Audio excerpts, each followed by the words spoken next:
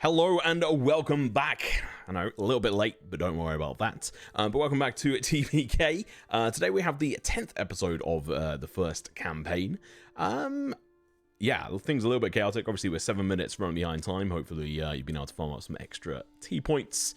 Yeah, let's jump into it and introduce ourselves. My name is Tom Pickering, as per usual, and I have 5 other wonderful people joining me for today's adventure, as usual.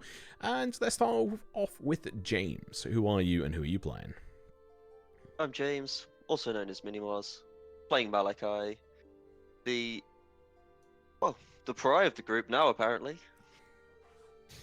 I'm gonna be honest with you, James, your goblet is not in the frame, so you don't need to hold it up like That's that. right. I hold this because it's comfy. It's comfy. I'll move Right, back. okay. There we go. That's frame. It's comfy and it doesn't have a bottom to it. Flat bottom. That's more like it. It Oh, does. yeah. It's just not flat. All right, next up, Mr. Figglebottom. Everyone, I'm Oscar, playing Figglebottom, who is a forest gnome who uses a sling as their primary weapon. Nice little custom subclass there. And Taylor. I'm Taylor, playing Fiddlebottom, Druid, and failed thief, really. Yeah, fake rogue, scuffed rogue or something if you want. Slim, what about you? I am also James, but mainly Slim, and I'm playing Theo, who's the party sorcerer, and rider of pigs, soon to be racer of pigs. Yeah. Whenever I hear your name, I just think of Slim Shady. Which I think, like, was he going to do like another thing to do with Slim Shady, Eminem is or something? I think I've seen some stuff. I don't know. He's like 50 or 60 or something now. I have no idea. As He's long as no probably one only like disses 40. him or anybody's family, you'll be fine. Yeah. Just don't anger him. Last It's up. just an ironic Oh. nickname from when I was fatter, Oh, right. so it's fine. Next up, Hal. Hello there, I'm Luke, also known as C, and in this case known as Hal, the Gilly Two Shoes Paladin who tries and fails to die all the time. Lovely. That sums me up. We have got a prediction up. I'll let Oscar run through that quickly. Yep, it's live now this week. Well, every week we've been running a who will get an at 20 this session. You can vote yes or no, very simple. And this week it is Slim's turn, Theo. So yeah, get your votes in. Awesome. And what's that? Voted for myself. Perfect. And again, like the glass blowing, sort of like glass lore and stuff is kind of there. But I have to, like, either at the end of this episode or something, some stuff may come clearer, but we'll see. And if you guys look, you have other redemptions you can do with points below Twitch chat. If you have got a Prime, you can sub. It is fairly difficult. Oscar was trying to give it a go last time. Seemingly, they've tried to make it as hard as possible, but do so if you wish, or not. Just watch. All good. Cool. Don't know if there's anything else here aside from the standard. The fact that we have a 20-minute break halfway between, halfway in the session, rather, which is 4 hours long. So at about 8 o'clock BST, we'll have a 20-minute break. And yeah, should be about 4 hours long, especially this episode. I don't really see it going on. Never mind, I've just cursed it. But either way, if you do have to leave early, the VOD will be up on YouTube by Wednesday, the latest, most likely Tuesday. Before I do the recap, let's do a certain roll to see who gets the DM's inspiration. If I can have a 1d20 from everyone, and as a reminder for those watching, I get a point of inspiration to use as and how and where I wish, and someone else in the group gets one as well. I think I've just done that wrong. Did mine throw, or do I have to actually click it? I think I've You It's a didn't. You slight did it failed. short wrong, exclamation mark. Yeah, you did it wrong. You fail. Yeah, it has to be a slash, not an exclamation mark. Imagine not using the beautiful buttons below the chat box. Yeah. Couldn't be me. Imagine using buttons instead of typing words. To be fair, Right. I don't think I've used that since I pretty much installed it, apart from Well, testing. Somebody appreciates. I always use the buttons. Yeah, I think it's really useful. I should use it, but when I'm in like full auto mode, I'm just type it away. Cool. So that is of course going to be Slim, aka Theo. You have a point of inspiration. Add it to your sheet. If anyone else has one on their sheet, remove it, you fucks. But I think it was Fiddlebottom last time, and you used it, if I remember correctly. Can't remember what for. Something weird and wonderful, I imagine. Oh yeah, I think it's gone. Yeah, it is. It's checked. Cool. All right. Everyone ready? Balanced up the poll. What was that? It's 50-50. I balanced up the poll. It's 50-50 now. Oh no. No pressure, Theo. Yeah, see, I can't even go and like take part in it myself. I'm Lim not did allowed. win the inspiration though, so they have an extra chance of that, an extra 20. Yeah. I'm just gonna have to use its counter. I'm not honor. And I I'm don't think that half- worked. so I can't roll ones either. So no, That's- definitely no Ooh. crit fails. That's true. Out of everyone, he is the most likely to actually roll. And we've crit. probably voted no the most on this one. we weren't very smart. Not. No at all. faith. No faith. Right, I just need to finish clicking this last button. There we go. All right. Now I can forget about that. Click onto this, and yeah, is everyone good to go? Yeah. Yep. Let's rock and roll. Awesome. Let's change up the music for this. Let me just take a quick drink as well. Definitely did that on purpose. It's the best flavor of Monster. I don't drink Monster that often anymore. Best flavor's the bright Still green ain't one, the day. Paradise or something. This is peach and like nectarine. Oh. It is. The best No. flavor of vodka doesn't reel. I might drink in the second half. It depends on how things That's go fine. and how much you guys fuck shit up. I just want to look at like what music would be good for this one, but yeah, you know what? Fuck it. Let's just click on one of the random ones. There you are, Mia. Turn this up a little bit. Last session, we started out wrapping up the chat with Muriel, River Song, receiving the gifts, or the players were anyway, and also a request for you all to go and check in on the commune location. She appeared to be worried by the presence and disappearance of the troop of bards that were in town and have now left, leaving an ill feeling in all those who partied with them. You all decided to take it up. You were heading that way anyway. Malachi especially wanted to go and check in. And so you made your way to the Dreamweavers commune in the swamp to the east of Willow's Edge. Took a couple of hours. You had to sort of go back through the entrance of town, entrance of exit, and then curve around, follow the wall around, and go through the swamp, getting bitten by mosquitoes and other things along the way until... a few of you did a few things, covering yourselves in mud or holding up a burning incense to try and scare away some mozzies, which seemed to do the job. After finishing the walk through the swampland, Malachi and the group came across huts and places familiar to Malachi, not anyone else. He's the only one who's been here before, many, many years prior. And the visage of seeing these familiar places definitely... a little bit of nostalgia, but also just a sunken feeling deep within. Malachi went up over to the center hut, which was his family's hut, his father's, who was the head honcho here. And as he walked towards it, a beautiful figure stepped out of the pond that's sort of situated right next to the house, which turned out to be the sacrificial pool where a lot of rituals and such were made. And a woman dressed in red and long black hair, much to Malachi's shock and confusion. Jesus. This appeared to be his sister,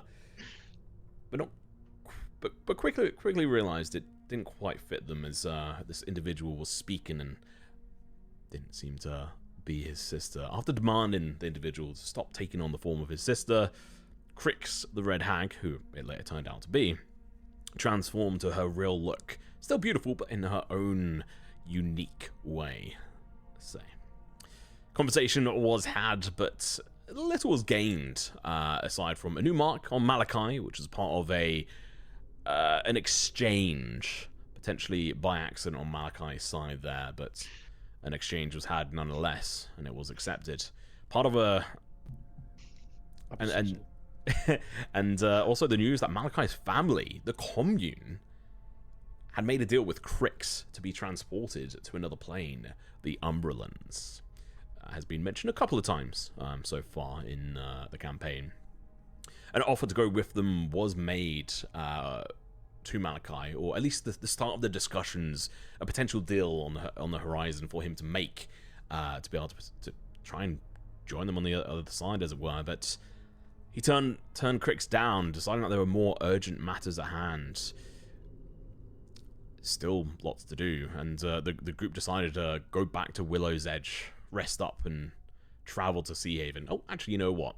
Hal also spoke to Crix and had a interesting conversation back and forth, initially wondering if there was some kind of fiendish individual, but they didn't appear to be, and then eventually learned of who they were and what kind of person they were. She had made a challenge to guess who she was, which was succeeded, I think, by Theo, if I recall correctly. And Hal managed to do his best to worm his way to some form of information about these mysterious 13 coins he holds in his pocket from the Moon Petal Cavern. The ones with all the different emotions like faces across them, some in anguish, some in ecstasy, some in just plain neutrality. And some information was given. If you don't know what it was, go back and find it. And if you're playing and you haven't got the information, sucks to be you.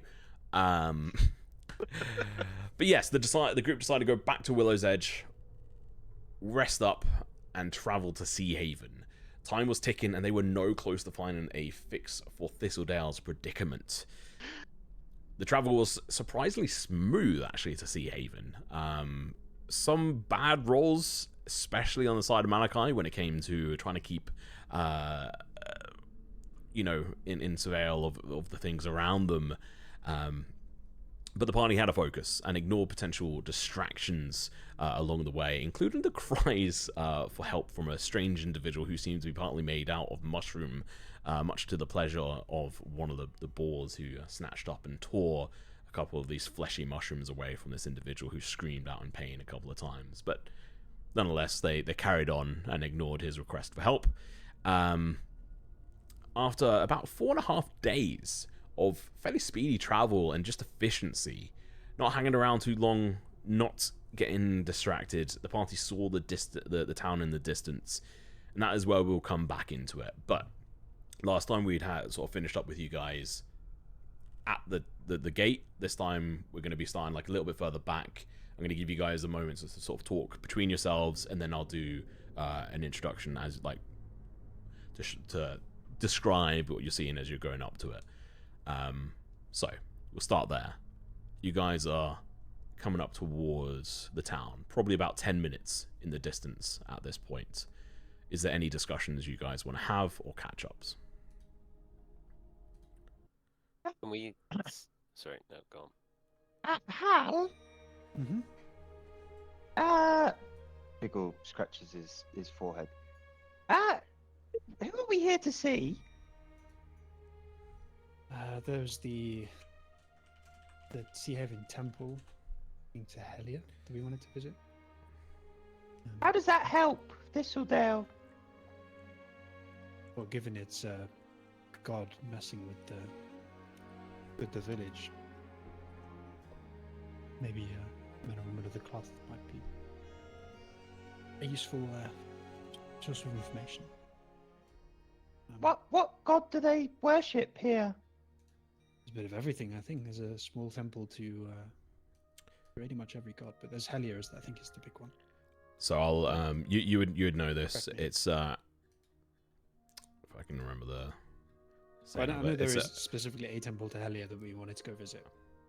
Yes, and just because of the role you did previously, and because your knowledge, it would be Aquilion and Halia, specifically, the two main deities of the town, in which there are actual temples. There's, you know in most places there's going to be some form of like an altar or something, to like very small altars to all the major deities of the Empire, but these are the two main ones of Seahaven.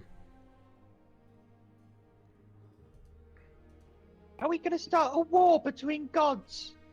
I don't know. Good question. Kind of feels like they fight their own wars, whether we want to or not. Okay. We start things, whether we end up involved in them. We're just looking for advice, aren't we? We're not trying to start any god fights. You're here to race boars. Oh yeah, I am. I don't really. I mean, I do care about Thistledale, obviously, but I do care more about the boars. I'll be honest. I do want to raise the boar. Not that I want to save the village. I'm sorry that that's my priorities, but it just is. You literally can't wait to ride that boar, can you? I cannot. Weren't you also after like some boar semen or something? No, it wasn't boar semen. I'm looking for some. Well, I guess in the end it does lead to boar semen, but what I'm looking for is some antidote for my stud boar. It's very Not different. antidote, some like cream or some. I don't know. I need to go see a lady about some cream for my pig. He's struggling to get it up. It happens to all. Is that I've what they written it call down somewhere. I was going back through our objective list, and it was pretty much boar love Get potion. ball semen. Yeah, boar love potion, Helia, or the clerics of Helia, and then go for a race. Was it a boar love potion? Yeah. No, it was ointment. It was, Well, I've got...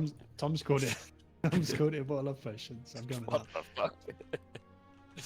I thought I was just getting him some like piggy sun cream or something. You know, very delicate. It's blue. Delicate Yeah. skin the face. Hence the confusion. Boar ointment, Yeah. boar love potion, boar semen. Right. Yeah. Yeah, same thing Yeah. actually. We should have like with it. Are we going to see someone about Blair's horrible shadow curse thing as well? Wasn't that on the list for temples? You know, if that's what you lot are doing. I mean, I'm going to raid the pigs, but I'm coming I'm with the pig. sure, I'm sure we'll have enough time to explore every avenue that arises. but yeah, I think So we, yes, that we was can on have the fun list. riding your pig. Seeing if someone knew anything about the shadow. So there's a he No. there. Sorry. Or we, sorry. I mean, I'm not sure how I'm supposed to to ride a boar. We can Well, bet on yeah, it. you're not going to ride the boars, but you can bet on me. Yeah. And I don't know if someone else wants to ride one of my boars, one of the little people. We can. I'm not much of a gambler. I'll give it a go. Well, you don't have to be Halsey. What I'm going to do is give you some gold to bet on me, because I can't bet on myself. That's illegal at the pig races, I've heard. Is it? I have can no bet idea, on you. I've never been before. How much training have you had? Well, how much training could you fit into a day? I'm not saying I've only trained for a day. I'm saying He's I grown up train with pig. every day. I don't remember there being a boar racetrack at Thistledale. Yeah, I don't race them on a track. I just But does you know, off-roading. run through the woods and that. He's a rally driver. They're special Okay. 4x4 Yeah. balls. Ball by ball. It's when I strap them both together and I have a little seat on the back. That's my ball by It's like ball. pod racing. You know the pod races where they have like two at the front. Little We only chariot. do the 4x4 for special occasions, though. Oh, yeah. See, the thing is, you know that Seahaven doesn't have a track like that, but you know Riverhaven has. Oh, in the wrong place. Yeah. It's, that is like where the cream of the Travelling crops of montage. the races and stuff have. So if you want to What's- make your way there what, eventually. What about like Seahaven's facilities then? Are we talking more like a dog track where everyone's released at the same Backyard. time and they all You'll just see. charge like You'll see. fucking- Okay. In the Vanarama National of bull racing. It's ball fighting instead. Yeah, all boars die after being in this, so unlucky, mate. No. Is there a It's ball actually fighting battle like ball racing. scene? Is there what? Is there like a bullfighting scene anywhere? Scene? Is that like a thing? Oh, I don't think so. I don't think that's a thing. That's a Boars are for racing, horrible not for suggestion. I didn't suggest it. I'm saying, is that a thing around here? Like, I'm very I'm not active in asking the to go do it. anti-boar fighting I community. think the Luminary Court have totally outright banned that. Yeah, maybe. Oh man. All right. Okay. So as you guys discuss boar semen and everything else, let's move forward. Fucking love that. I will say, if you haven't already, make sure to. Oh, we've got an advert in 25 seconds. All right, let me click snooze. If you haven't already, make sure to take clips as you go along, and that goes for you players if you can. Every so often, it'd be really useful for me of anything funny or any epic moments. Mainly the chat. So like you, Mia, and everyone else. But let's move on. All right. So, as you approach Seahaven from the east, the path beneath your feet becomes well-trodden and firmer, guiding you towards the town's sturdy gates, rising before you. And I suppose we will now switch to this. Rising before you, the gates of Seahaven stand impressively, a testament to the town's strength and resilience. Constructed from robust wood and stone, the gates exude a sense of security that reassures travelers and traders who pass through. Flanking the gates, 2 towering guard towers pierce the sky, each manned by a couple of watchful guards whose vigilant eyes survey the surroundings. Their presence is a clear sign of the town's readiness to protect its inhabitants. As you draw nearer, you can see several guards stationed at the gate itself, clad in the town's colours, deep navy blue and silver, conversing quietly amongst themselves, but pausing now and then to inspect new people arriving, of which ahead of you there was one sort of caravan of people moving through. In front of the gates, a handful of charming wooden houses and sort of cottages, sort of up and down different roads, line the place. The gardens well tended and windows bright with, at this point, not even bright actually, like a little bit dim because it's just after lunch here. The sounds of daily life emanate from the different houses around, children's laughter, the clink of a door shutting, whatever it may be, and the distant calls of market vendors can actually be heard from the town, as everything behind you is fairly quiet, but in front of you is this impressive and potentially oppressive town for all of you, because you've never been to a place this size before. You're all, what do you call them? Village... Country bumpkins. Yeah, country bumpkins, I guess, on that front. That is what all of you are, necessarily are. It's like the bumpkins' big day out, essentially here. And above it all, the reinforced gates stand open during the day, welcoming all into Seahaven. And as you approach, the guards nod to each other as they operate the mechanism to draw up the metal trellis? Jeez, no. Fucking essentially like portcullis, essentially to allow you guys in. As they nod at you, they don't seem to be inspecting you. It seems to be fairly relaxed. They're just there watching. I mean, you can see them observing you, but as you come up and sort of start to go through, what are you guys doing? You're still like stepping up in towards the gates. Can I clarify? You mentioned windows. Are these glass windows? Is this the first time we're seeing glass windows? No. So it was the... so there are the walls, and then there's buildings outside the walls. Yeah. Towards the way you came. And there's different windows across the board, which seem to just have shutters in front of them. Okay, they're not glass. We'll get there one day. Okay, good to clarify. We'll find a glass pane. And then walk into it, not realizing what it is. But yes, It's ice. the gate is before you. The portcullis has been pulled up by the guards. what are you doing? Are you walking through? Are you turning back? Are you going to say people, anything? What are you doing? Being stopped as they walk through, or is it No. just They're just inspecting you and letting you through. They seem to just be assessing. Things seem to be fairly chill. I guess you see people coming here with balls all the time as well, given the Yeah. it's a bar racing place. So yeah, I think Theo's just excitedly running with the balls, like just trying to get in there. Okay. Do any of the buildings on the outside, are they like houses, or is there Houses. They're all like residential? yeah, like residential buildings that are like outside of the main building area, like where there's been expansion or overflow, whatever it may be. This mixed-use zoning or single-family homes? Single person family houses are inside. If you're single, you're kept outside. Only lovers are allowed in Seahaven. You know, families are just more important, apparently. So, unless you're rich. I guess I'll start heading in. Yeah. Cool. Head in. Nice little wave at the guards as I walk on by. They nod at you, and you can, see they've got their nice looking uniforms. It all looks decent quality, better quality than any of you have seen. I mean, it's definitely probably familiar to you in a way. How in the fact like you definitely would have seen your father dressed up at times in his garb before passing it on to you, and so it's resembling sort of like some of the similar parts as yours, but more uniforms, and they've got their like the crest of the city and location, and the colors are different. But yeah, you guys can move in. They nod at you. They don't seem to say too much at you to you guys at all.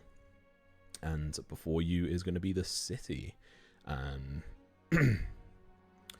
me just switch over to some town music. What about this? With this ado. Cool. So it's about just after midday as you enter into the town. And I should have tested this. Hopefully this is not going to break shit. Ad run for the people who are not subscribed. Hey, this is beautiful. That's cool. Check that out. So, welcome to Seahaven. To our first village map. Town map. It's a bit more than a village. Potato. Fairly big town, with all things considered. How many And cathedrals does it have? that's not how this works. But even coming in, you can see like the walls were very much like fortified wooden and metal, not wooden metal, but wooden and stone walls. Very impressive. And when you come in here, you can just see very well made buildings. And for any of you sort of taking in all these different buildings as you're entering in, there's a couple of vendors who are sort of sat around selling some fruit and veg, but not really aimed at you because there's not too much traffic that comes through this gate, but that's kind of why they were positioned there. Perhaps in the past there was more traffic. And in one of the buildings a bit further off, you can see a pane of like a window, but it has like a structure inside the frame. It's kind of strange. Something that you guys may have heard of. Were potentially told to watch out for when you come into town is the strange, clear material, which you would all know is glass, but it's just very uncommon, obviously within villages, to use it as a material in a window. It's expensive and hard to make, and even at this distance, you can tell it's seemingly very low quality. Like you can't actually see through it. It's not like clear glass. This is very rudimental level of glass work. And so, we'll be using this map to sort of signify you guys moving around, as it were. If there happens to be any chase scenes, I don't know if there will or not, honestly, God. But I just wanted to try and work it out. So I've had it. So every hexagon here is 30 feet. And you guys are moving as like a unit. And so you've come up through the gates.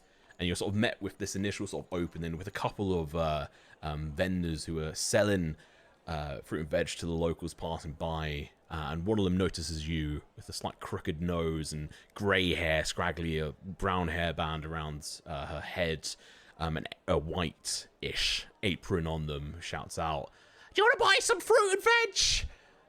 I got some discounts, fruit and veg. Anyone?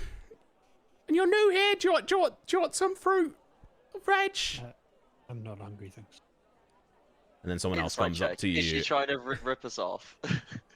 Which doesn't set a price, yeah. roll an insight check. She said it was a discount. That could be a blatant lie.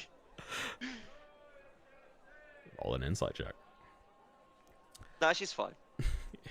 Like, This is the just that nicest moment of person I've like, ever met. is she trying to scam me? Like, you're in a big city, you're in a big town. Like, people could be trying to scam you here. And someone else comes up and is like, "Do you want to buy £1 one goldfish? A what? One goldfish. A big fish? Or... Big fish, little fish, big fish. I can't actually remember the song, so it's very good. Old. I'm still not hungry. Ah, and, like wanders off to someone else who was like walking through.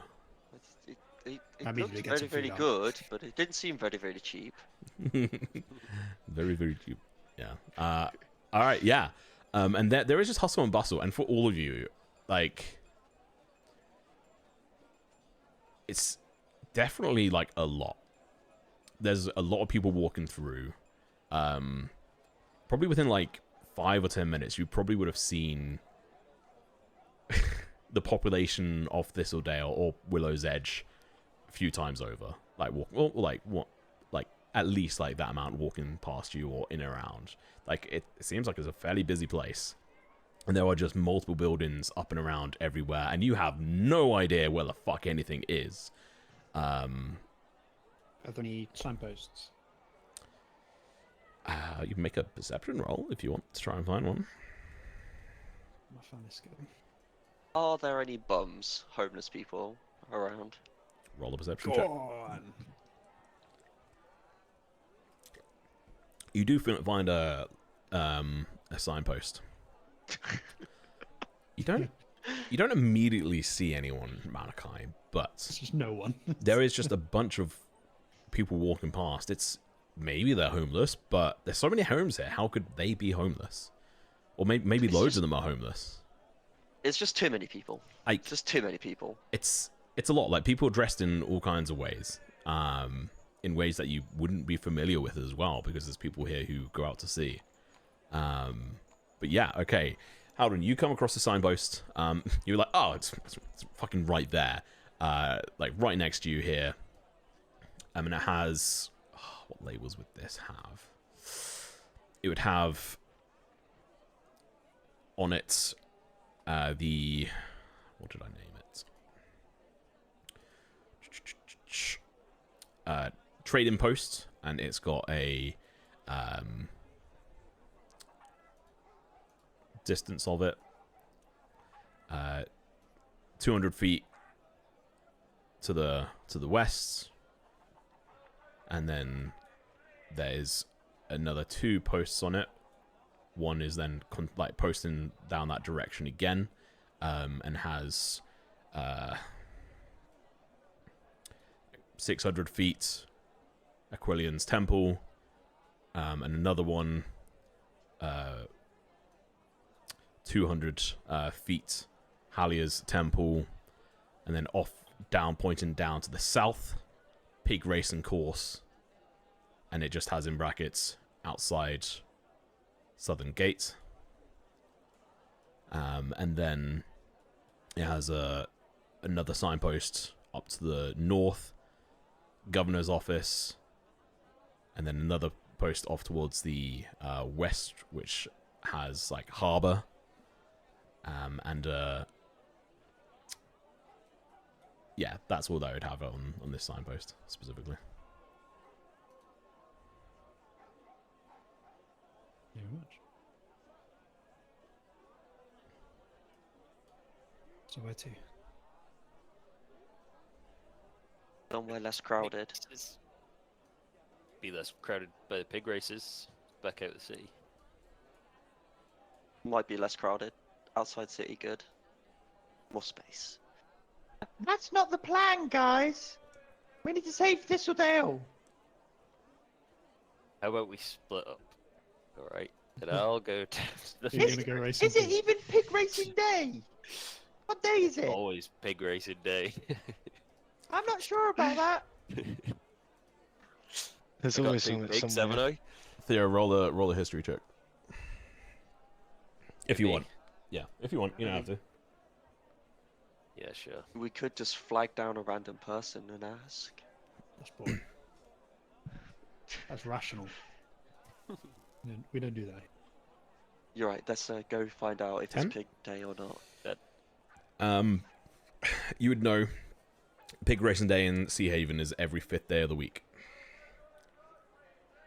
What day is it today?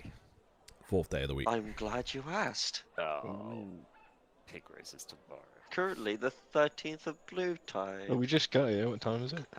Midday. Well, then we relax, settle in, go sleep, and then pick races tomorrow. Yeah, pig racing tomorrow. We'll save Thistledale today. Pig racing tomorrow. How about that? I think we should go find out what we need for pig racing so we can get it all sorted for, Pigs, man. for You need tomorrow. pigs for pig racing. You might need paperwork sorting, and there True. might be pre-entry that you need to sort. If you're serious about this, you need to go check it out now, and then we can go to temple and find some priestly types, and maybe they can shed some light on the shadow that we have caused. Does that not who's sound coming like to a the plan? pigs then? Who's coming with me? I'd rather go straight to the Welcome. temples. I will accompany Theo to the outside because this is too many people for me. And then we shall meet at the temples then, if you Yeah, so it's, wish. Right. Diggle that starts sounds walking like a off plan. from the group, but you all notice it. Yeah. Which way? We all West. noticed it. Towards the nearest house that has a glass pane window. All right, it sounds like we're splitting up then. See you later, boys. Theo turns around with the pigs as well. God damn it. Yeah, follow him, I guess. So much for this fucking group icon, you fucks. Bye, Hal. At least we got to see it. I go back to the stone. Let's walk home. It would actually be right next to you on the signpost here, next to where the signpost was. Digglebottom starts tapping the window with his fingers, or his like knuckles. Wow! It Have we all opens. heard? What do yeah. you want? Stop tapping on my window! And then it shuts. But where's it made? You can't quite hear them. I knock on the front door. I walk round and knock on the front door.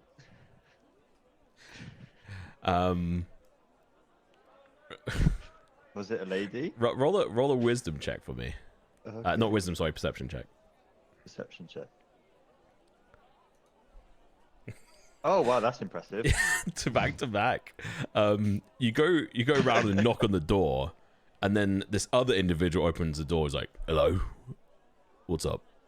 Who are you?" Do you have a window? No, I've got no windows, mate.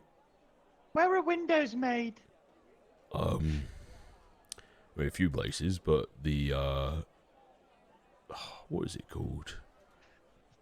I mean, there's not really good stuff here, but there's the blown bubble, which tends to make a few things, but it's very it's not the In best. Seahaven? Yeah, Wow! That's we amazing! we collect a lot of sand here from some sandbags nearby. Okay, bye.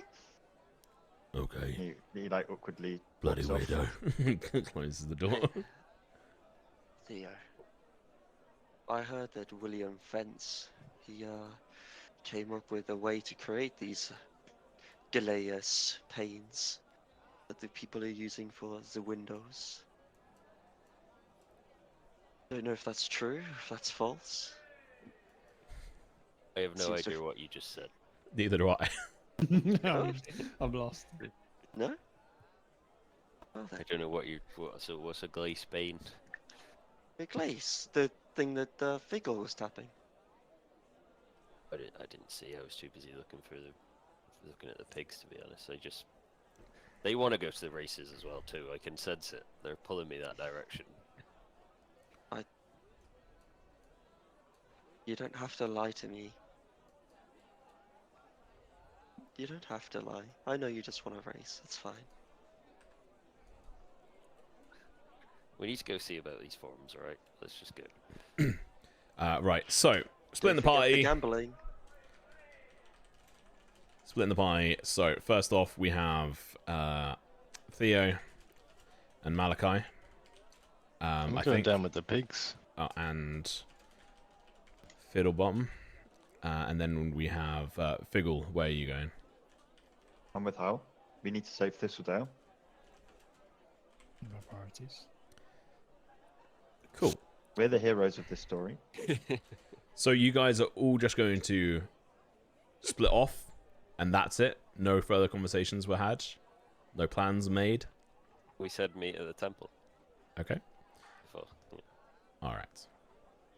We're going to be at the temple for a long time, Hal. Good places to rest. We'll be fine. So, we'll split up like this. We will have Figgle and Hal first.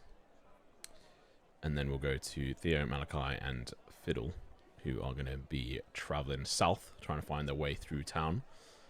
And then, yeah, everyone else. Oh, yeah, we'll get on with it. So, Hal, Figgle, what are you doing? I'm following Hal now. Hal's the leader in Fickle's eyes.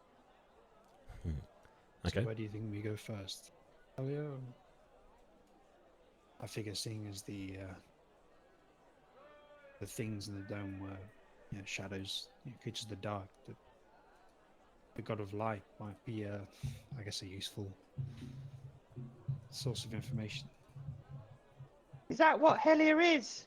I don't know much about religion. Yeah, she's the. It is a she, right? I'm getting that right. She's the sunlight healing domain. Yeah, Halia is takes her feminine form, yes, in most depictions. but yes, there's like sun and light, right? Sunlight and healing. And healing. Yeah. That sounds pretty smart. Sounds good to me. But so I don't know how your pantheon properly works. Are there like known? I don't know if alliance is the right word, but like because there's a little bit of a cross between like Durandal and Helia in terms of I think the way they're depicted. Because you've got Durandal's light and all that. There's a lot of references to light for Durandal. So is there any kind of like link between the two gods? Just in some of some of the virtues, you'd probably think like some of that may well be, well, as a player, you can look at it from the fact like that may well be one of the reasons why Durandal and Halia are picked into this pantheon. Like from a very basic, simplified way of looking at things, they have some crossover on parts, but it's different aspects. Yeah, but I mean more that like it is. I don't know if there are alliances between the gods, or if that's. I don't know if that's how your pantheon works. Like, are there like groups within? Because you've got the two sides. The groups and would Durandal be in the same group as Helia, or? Yeah. Okay. So are these people friends? Yeah, they definitely would be. Although it's not unknown of for the opposite to happen as well in other places, but yeah. Out of curiosity of our knowledge of the gods, are they like beings that walk the earth or like walk the planet with us, or are they like omnipresent beings as far as we know? Omnipresent. Okay. But there are rumors of them, walking amongst you at times. But it's like myths and fables of beings of obviously great power being amongst you. And so it really sort of depends on local culture and customs. I mean, for you guys, it'd be focusing around Videntia would have been most of your gods, sort of like focus, aside from maybe Durandal as well, for some of you as well, due to Durandal's rest and obviously the Proctor family. For Durandal, there wouldn't.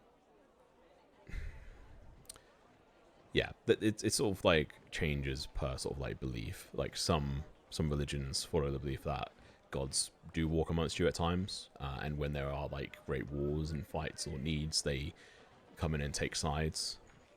But there's then different opinions and conversations and discussions that happen on that as well. You'd also know specifically that Durandal is a god that is not considered to do that, and that he imparts his will through people rather than presence. Yeah. I suppose for at least, what are all your religions? What is your stat on that? Actually, this would only be for Fiddle and Hal specifically. My stat. Oh, Yeah, you for mean religion. Fiddle or I think you Fiddle? meant Fiddle. 12. Okay, my religion is 12 as well. cool. Never mind. Not as much enough. Never mind. Again, you guys are country bumpkins, as it were.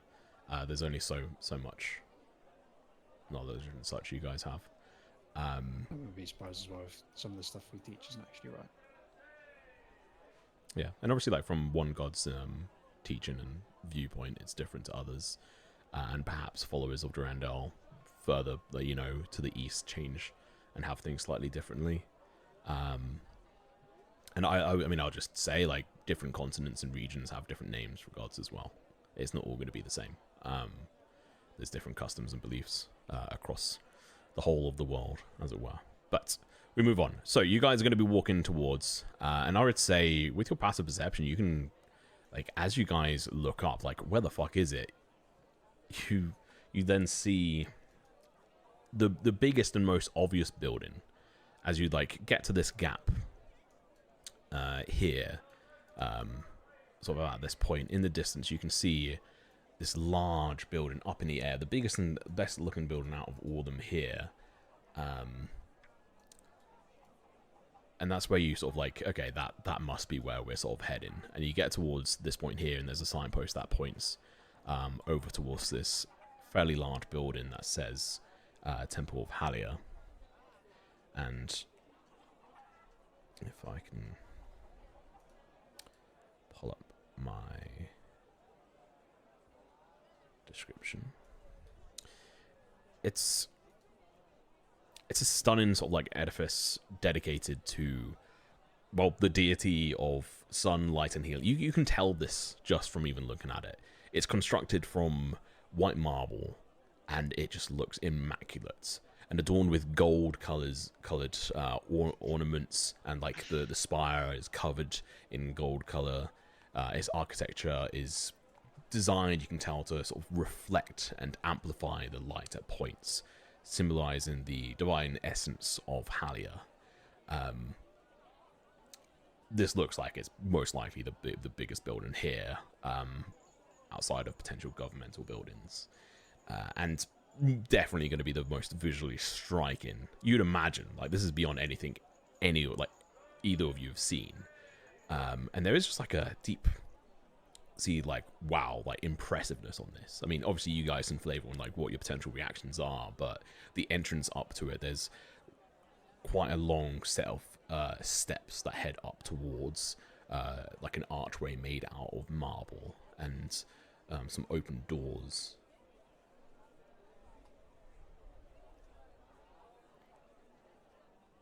But what are you doing? First thing Hal does as he's walking up is he takes the necklace with the symbol of Durandal out and like displays it prominent. It's normally tucked under his shirt, so he puts it over his mail. Okay. And sort of, I think we'd stop for a little bit and just sort of take in the building. It's huge, right? Yeah, it's bigger than Figglebottom looks up, way taller than himself. So this is bigger than any building we've maybe apart from the big Somnia temple. This is double that size. Okay. Big I building. mean, I jumped up the Somnia Temple, so That's a good point. Yeah, this is double at least that size, in parts bigger. Like, yeah, this is nuts. There's people walking past you. These individuals wearing robes of white and gold. I wonder who made it. It looks expensive. your head in. Okay. And I think if I stare at this thing too long, I might get vertigo from the ground. I'll start heading in. So yeah, you start making your way up the steps, and they're small enough not to be an issue for you, Figgle, but there's a lot of them. I mean, you end up like going up probably about 20 feet in regards to just height, if not, yeah, no, not 20 feet. That's far too high. About 10 feet in height over the course of multiple steps as it sort of goes straight up into the main impressive entrance in itself. And there are just people sitting and standing around it, wearing these gold and white robes, sort of pure white, and the gold on it still looking to sort of have a reflective nature to it. And you can hear coming out of the entrance of this temple, let me just, there we go. You can hear essentially like singing and a noise coming from within, and that past the first main entrance, it expands out into a rather large, huge, open chamber, similar to that of, if you think of a cathedral in our world, but this one is just different in regards to, there's no real sort of like sharp, straight edges. It's more curved in parts. Think of more similar architecture, more to that of a mosque, rather than like a cathedral, but the size of what I can relate to anyway is like a large cathedral in the UK, or you know, like the Cathedral of Cologne. That kind of size, but architecture is different, more curves, less straight lines. They're sort of reflecting the style in which it was built in. And the sound is sort of coming up and reflecting around, and you can see sort of a couple of figures, like a group of 10 hanging around on one side, sort of humming and singing to themselves, and a group of the others on the left hand side in another separated part. Oh, this is way too serious. Let me find something else.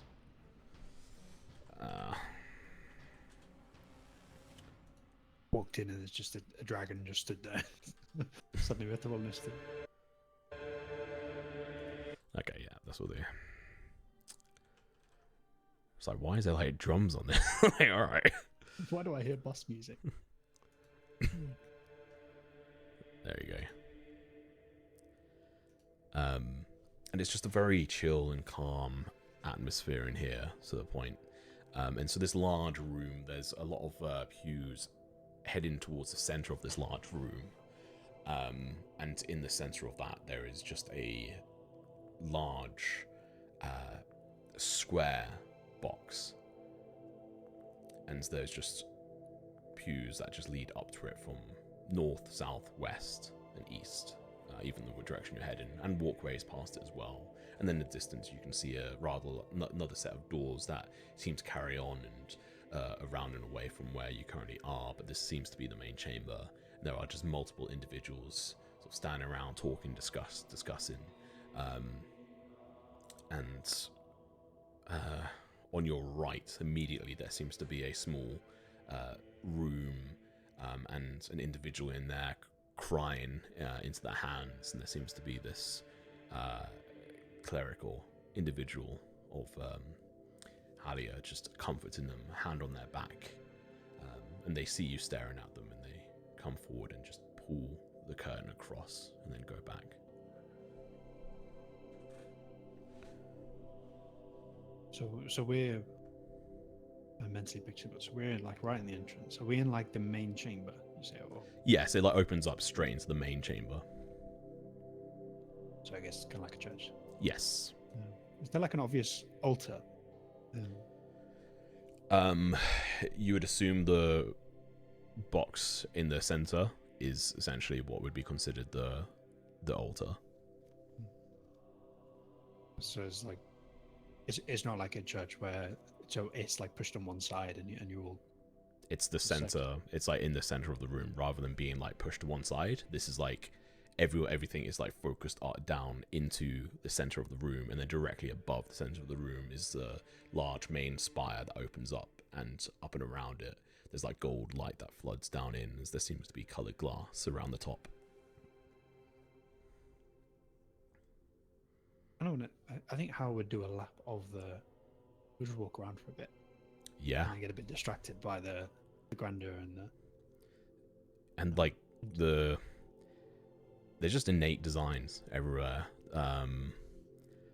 Some scripture of Halia's there as well. Halia. Just depicting their sort of like general tenets and beliefs, and good vibes, which is the general feeling to these guys, or at least on the front of it. And then, yeah, like, unless there's something else like specific you're looking for, it's like walking around the church. Yeah, they probably spent an annoyingly long amount of time just sort of inspecting it. But is there a, I guess like an obvious, because you said there was the cleric in the other room, but is there like, I presume there are other people like that. Yeah, there's multiple people walking around who are wearing the robes of white and gold. I'll just, the first one that doesn't look too busy. You know, I think the first couple that were sort of purposefully walking past, you like hesitate speaking to them, and then there's that final one that maybe is not too busy that I think I would try and walk up to. Yeah, and you could definitely notice, just with your passive perception, and same for you, Figgle, although I don't know how Figgle's taken this in as well, but the individuals walking around seem to have different coloured shoes, as it were, and a couple of yellow like coloured shoes, like not golden but off yellow, seem to be followed by a couple of others who are wearing like grey or and red shoes, who are holding books and sort of following them along and having chats and stuff. Like you said, there are multiple people who are fairly busy and sort of walking around, but you can capture the attention of one individual who's walking past, who seems to have a pair of yellow shoes on, and just the usual garments, but that's the only thing that seems to be different amongst these individuals. So I would walk up and I'll just peace. Yes. Hello. Sorry, I'm not used to places this big. Oh, you're on a pilgrimage? No, I'm sorry. I don't follow your god. I'm one of Durandal's disciples, but I'm from a village not too far from here, called Thistledale. I've heard of it.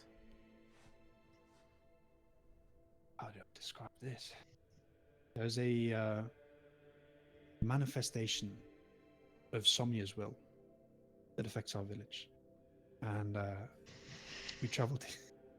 That sounded so posh. And we travelled here to seek the guidance of your town's elders.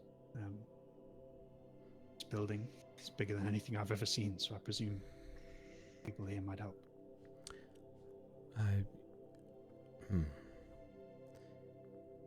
Give me a moment to process. That seems quite the statement and claim.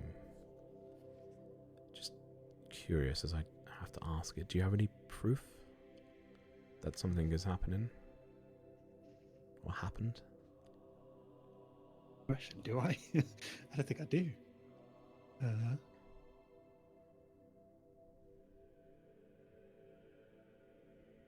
Proof? Don't think so, but I can try and explain what it is that affects the village. We found this temple, disused, falling apart, smaller than yours, but dedicated to Somnia. There was a trap that we accidentally triggered, and the only way to get out was to make a request. But obviously, God like that. Make a request, and it comes with a lot of baggage. And those buildings that we walked past, they had these sort of clear things.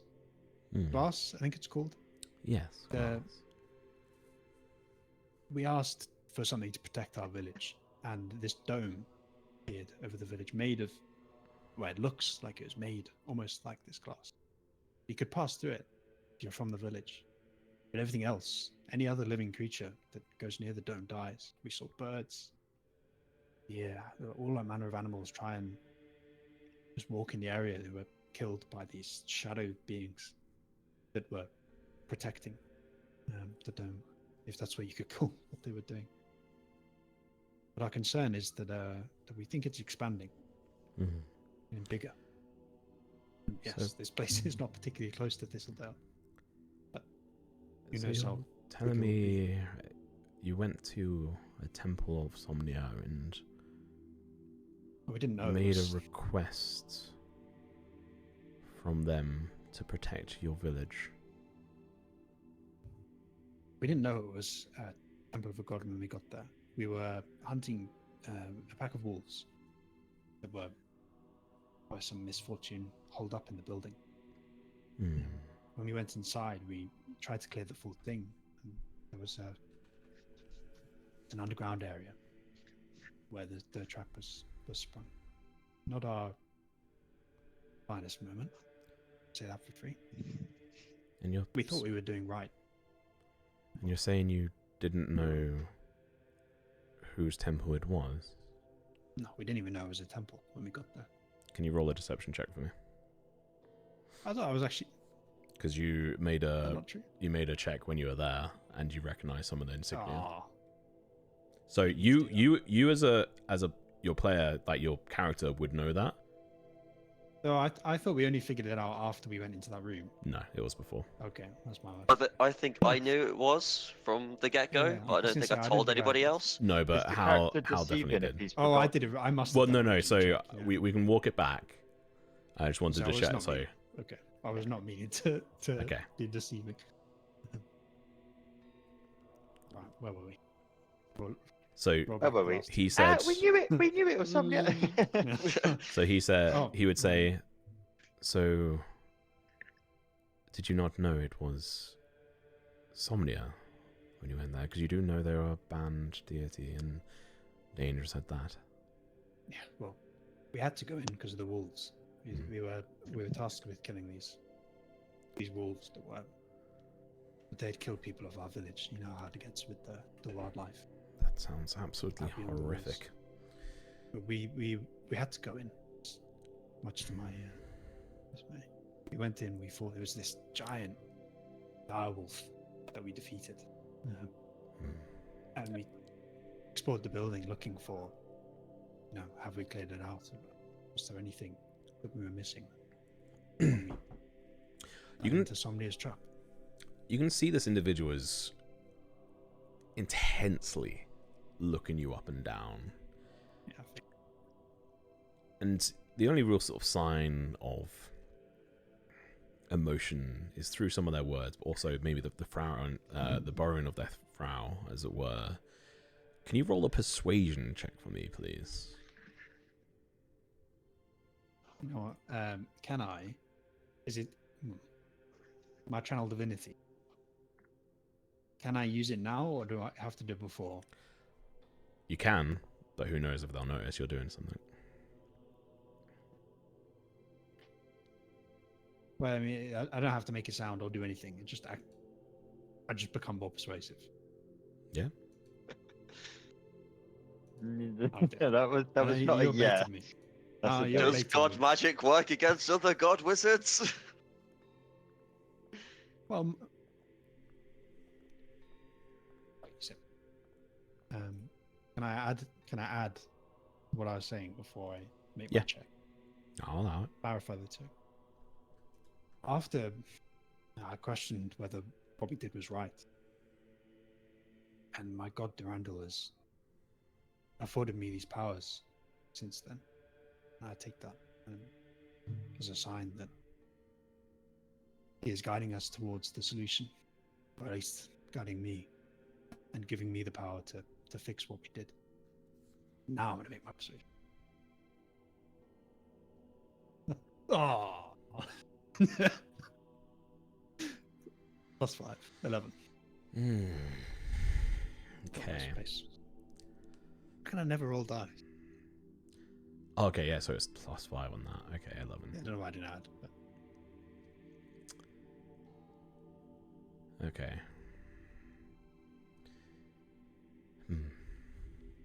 This individual is, again, takes a moment to pause as you sort of stumble over a couple of your words there. Still fairly certain, but perhaps realizing, even within yourself, like, this is kind of a crazy claim to make. And when you are asked for proof, you are unable to provide anything but your word, your belief, your faith. And this individual goes to say something, stops.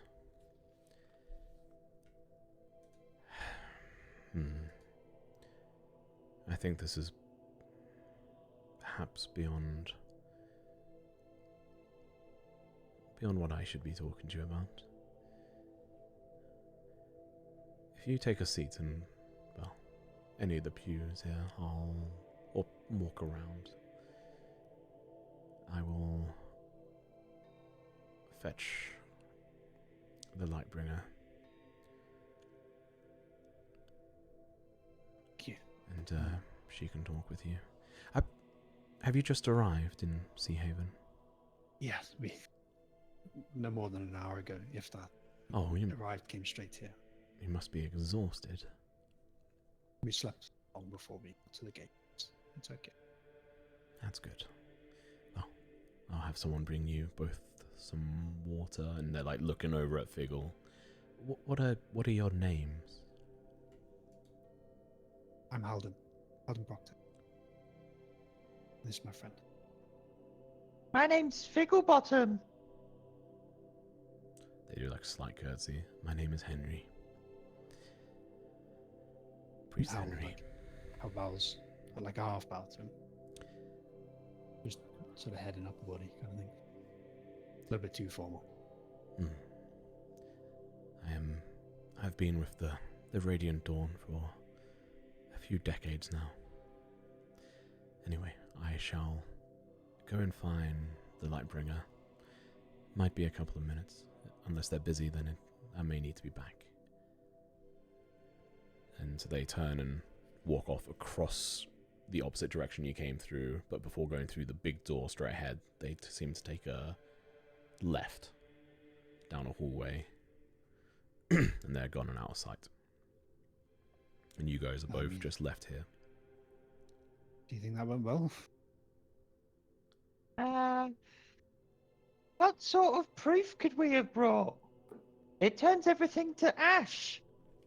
It sucks the life out of everything. I mean, I can show them the scars I've got trying to kill the wolves. Apart from that, it's our word alone. I'm going to go listen to the singing while we wait. Right, I'll wait here for Henry. I'll go sit down in front of where the singers. Okay. Choir. Cool. And we will zoom out of the impressive building, as it were, and we will go and join in, flying across the sky and zooming into the 3 Chaos Gremlins. And GTA 5 loading.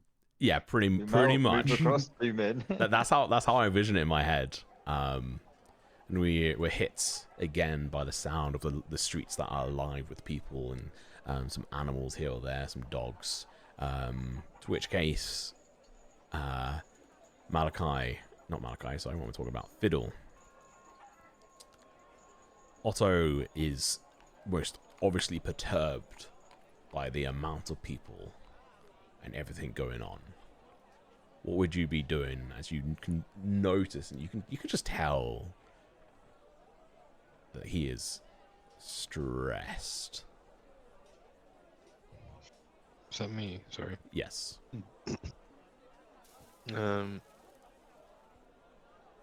Probably pulled over to like an alley. That's right. Feed him again. Okay.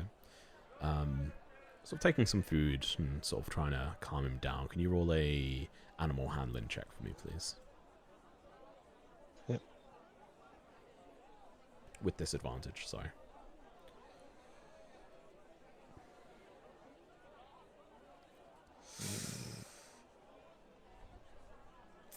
Yeah.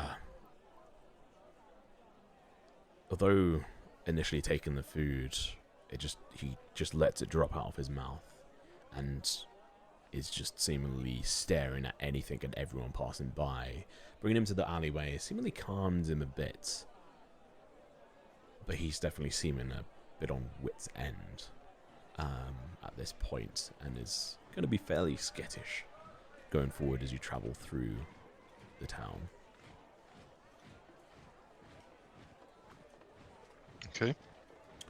You come out the alleyway, rejoin up with Malachi and Theo.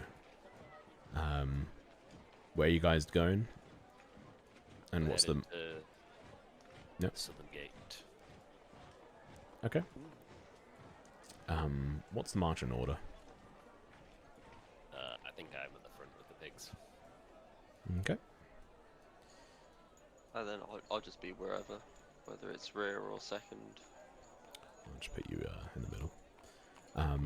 Yeah, you guys can make your way through town, and it is just sort of like donkeys going past, pulling carts. There's people, there's animals, there's people shouting out of their home to someone else. No shit flinging out the windows though in this town. They seemingly have some kind of system to avoid that. And as you come down here, you would notice this building on this part, because I'd assume you guys would kind of follow the wall around. Yeah. Correct me if I'm wrong. No, But yeah, I this- think we'd have just gone straight down that route you did. Yeah. Yeah. So you can see, like all of you can see it. This is a very much a very well adorned an establishment, and for you, Theo, you can. There's just like the whiff of alcohol coming from this building, and you look at it and you can see a sign for which is called the Southern Star, and there's just a bright sort of like very artistic envisioning of what a star looks like on like a swinging board. There's actually just multiple of them sort of like around sort of advertising this place, and it's a fairly large establishment, and people are drinking, milling in and out and around the building. Keep note of that place for later, boys. Maybe somewhere we could stay tonight, or at least just get a drink. Yeah. Oh. Yes. Seems like a good place to spend an evening. Yeah. And so Not get distracted right now, though, because we've got probably forms to do. Maybe. now you guys all have access to the Southern Star pointer on the map, but you have to click on the notes on the journal notes on the over on the left hand side. I don't think there's a way for me to change it away from there. There might be, but Yes. Seahaven, known place as the Southern Star. yeah, and on the actual map as well. So on the left hand side, there's a journal notes tool. If you click on that, and then above the building, there should be the Southern Star. Is there like a book? See a little Yeah, book. that works. Yeah. Cool. And so as you unlock places, I'll be giving you notes on where things are, which, of course, you guys also now have one of the temples, Temple of Halia, so I will add that in. There we go. And you can make notes in these books as well, in these journals, if you so wish. But now above the Temple of Halia, there is a note. But we move on. So you guys make note of it and move on. And you can see that there is a flow of people towards this southern gate. Not a crazy amount or anything, but just enough. I'm just going to put you on the same spot. And again, big, impressive gates, exactly the same style, same amount of guards, who seem well equipped. And yeah, you can leave out the southern gate if you wish. Yeah. I'm thinking that it's either going to be signposted out here to the track or obvious. You walk out, and it's fairly obvious. There's actually a big billboard on this side of this building here. Yeah. That has an arrow pointing to the west along this western road. And you can just see multiple signposts pointing that way. That just says Seahaven's ball racing track. Okay, head down this way then, I suppose. Yeah, and you guys make your way down, and there's fewer and fewer buildings along here, and more sort of stables and seemingly like outhouses and such. Well, not outhouses, but a couple of like stalls and stuff along here as well as you're going. And in the distance, you can see. And I'm not going to show you guys the actual scene because we'll wait until we actually have ball racing. But you can see in the distance what seems to be a collection of structures in a fairly large circle off into sort of around this area here where it's like playing on the map. There's just a collection of buildings, and there's structures rather in a large fashion, and then sort of a path leading up to it with a couple of more official sort of actual stone and wooden buildings that you can walk up to. And there's people milling around, and as you bring up your boars, you can definitely see other boars sort of like getting trained off in some training pens, sort of around these different buildings. There seems to be sort of like, training areas that they have either hired or purchased or owned, whatever it may be. And as you approach, a couple of individuals look up to you and sort of say, "Oh, who are these boys? I don't think I recognize you guys." Hello, I'm Theo Hogsvale from Thistledale. These are my boars, Barry, and Terry. Oh. I'm here to race. Do I need to like sign up or anything, or where would I go to? Yeah, I mean, I think they're still accepting inside. You just have to walk in. Take your boars in, going through a couple of checks, go through a couple of tests. There's a new anti-drug policy since Bo Armstrong. For the drugs or for the riders? Both. For the pigs. Certainly that one. Bo Armstrong. Sorry, I was like, I didn't hear that one either. Bo Armstrong. Yes, there's tests for everyone. Thistledale. I don't think we've had any races from Thistledale in decades. Oh, really? Nice to have a couple of you here. New individuals. Yeah. What you do? Are you racers or? Oh no, I take part in the custom of betting on fate, on who will win. All right. Well, yeah, Theo Hogsvale, remember the name. A bet will be placed on it at a later date by myself. Oh, sure. Have they won any races anywhere else? Not raced anywhere else, mate, but these are the best in all of the land, I tell you. They're my boars, so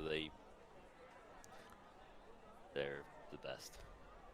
They might have... Well, odds are going to be interesting. Maybe I'll put a silver on it or something. Right, yeah.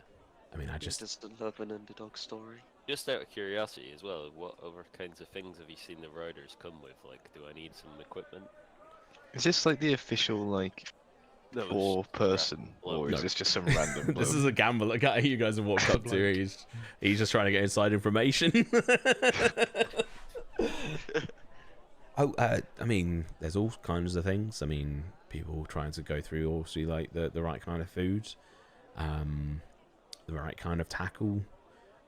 Like takes a look and sees like what you've fashioned. I mean, that's an interesting but slightly outdated way of doing things, but I imagine it should make do. Makes them lighter, you know. Yeah, a bit uncomfortable, maybe a bit more dangerous, but all the more for a spectacle. Makes it more interesting. Theo's Right? death You're from- trampled by boars at a boar race. I mean, Falls off mid-race, trampled to death. How he would have wanted to go. Yeah, okay. there is a few top good contenders here, including Brambleback. Made quite a bit of money off them in the past. Obviously, you're obviously familiar with like betting and such, but we have an odd system we work on here based on what kind of experience and triumphs you've had in the past. For you guys, obviously be quite a rough run, so you may not get that many people betting on you to win, but if you win, that could be pretty good. Yes, it just means the payoff is better. That is true. Right, well, I'm gonna keep an eye out for you guys. You should go in there, and he points at the place. You can walk in, and it's just like a straw-covered floor, like wooden like walkways for you to take the boars along and for them to be inspected. At the front, there seems to be an individual sort of sat down, just slack, drinking a pint from a rather large cup. Hello He was there. such a nice fellow outside, wasn't he? Oh yeah, very helpful. Hello. What's going on there then? You got a new couple of new fellas taking part. I don't recognise you guys, so guess that's new. Yeah, I'm here to race my boars. Oh, wonderful! New blood's always great. Are you still taking sign-ups for tomorrow? Yeah. I mean, cut-offs tonight, or Right, yeah. whenever I can't do any more, I guess. Which probably a few more pints. Right. So, what are their names? Let's get them signed up. We've got Perry and Terry of Thistledale. Of Thistledale. What was their last names? Hogsvale. Hogsvale, and you see him writing this down on a fairly, well, yeah, like a form. Hogsvale. Okay, interesting. I reckon that's where I think I recognise that family name. Oh yeah. Maybe not. Anyway, might just be the drink. Okay, and they're taking part in the race tomorrow. What other? Do you have any sort of proof, like certifications of them passing, tests and or any accolades from previous wins?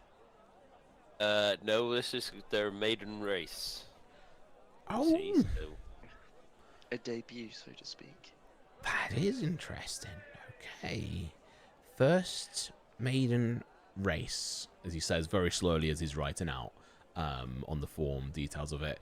All right, well, let's go with Perry first, and he's gonna go through a whole bunch of different tests. He pulls out some form of wand which he waves around, which highlights Perry, and then he highlights you, seemingly both of you passing whatever test this is, because as far as I know, you guys haven't attempted any form of doping.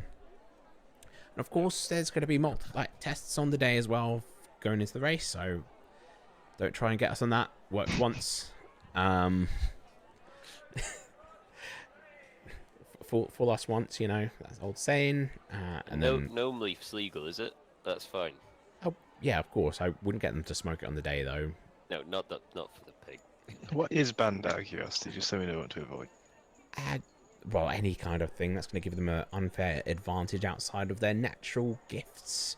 Like, you know, we had some individual try to use some kind of, what is it, steroid? Potion of steroid. Made them bigger, stronger.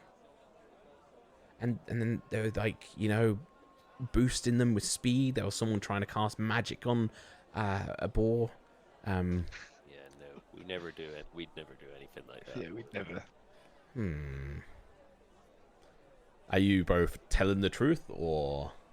Theo. Well, now I am. Now you are, okay. Both of you roll a persuasion check instead of a deception, then.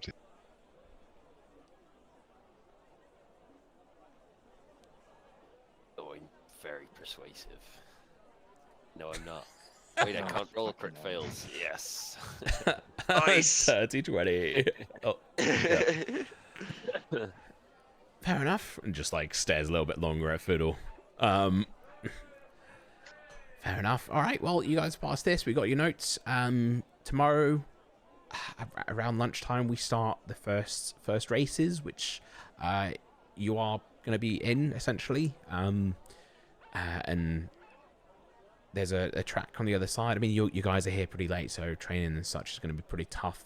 But essentially, there's a circuit you guys will go around. Obviously, I know each town has their own flavour of competitions, and everyone wants to go to Riverhaven for their double boar races. It's just absurd and dangerous as hell. Yeah, the 4x4, I've heard of those. Amazing to watch. Fuck me, what are we doing? All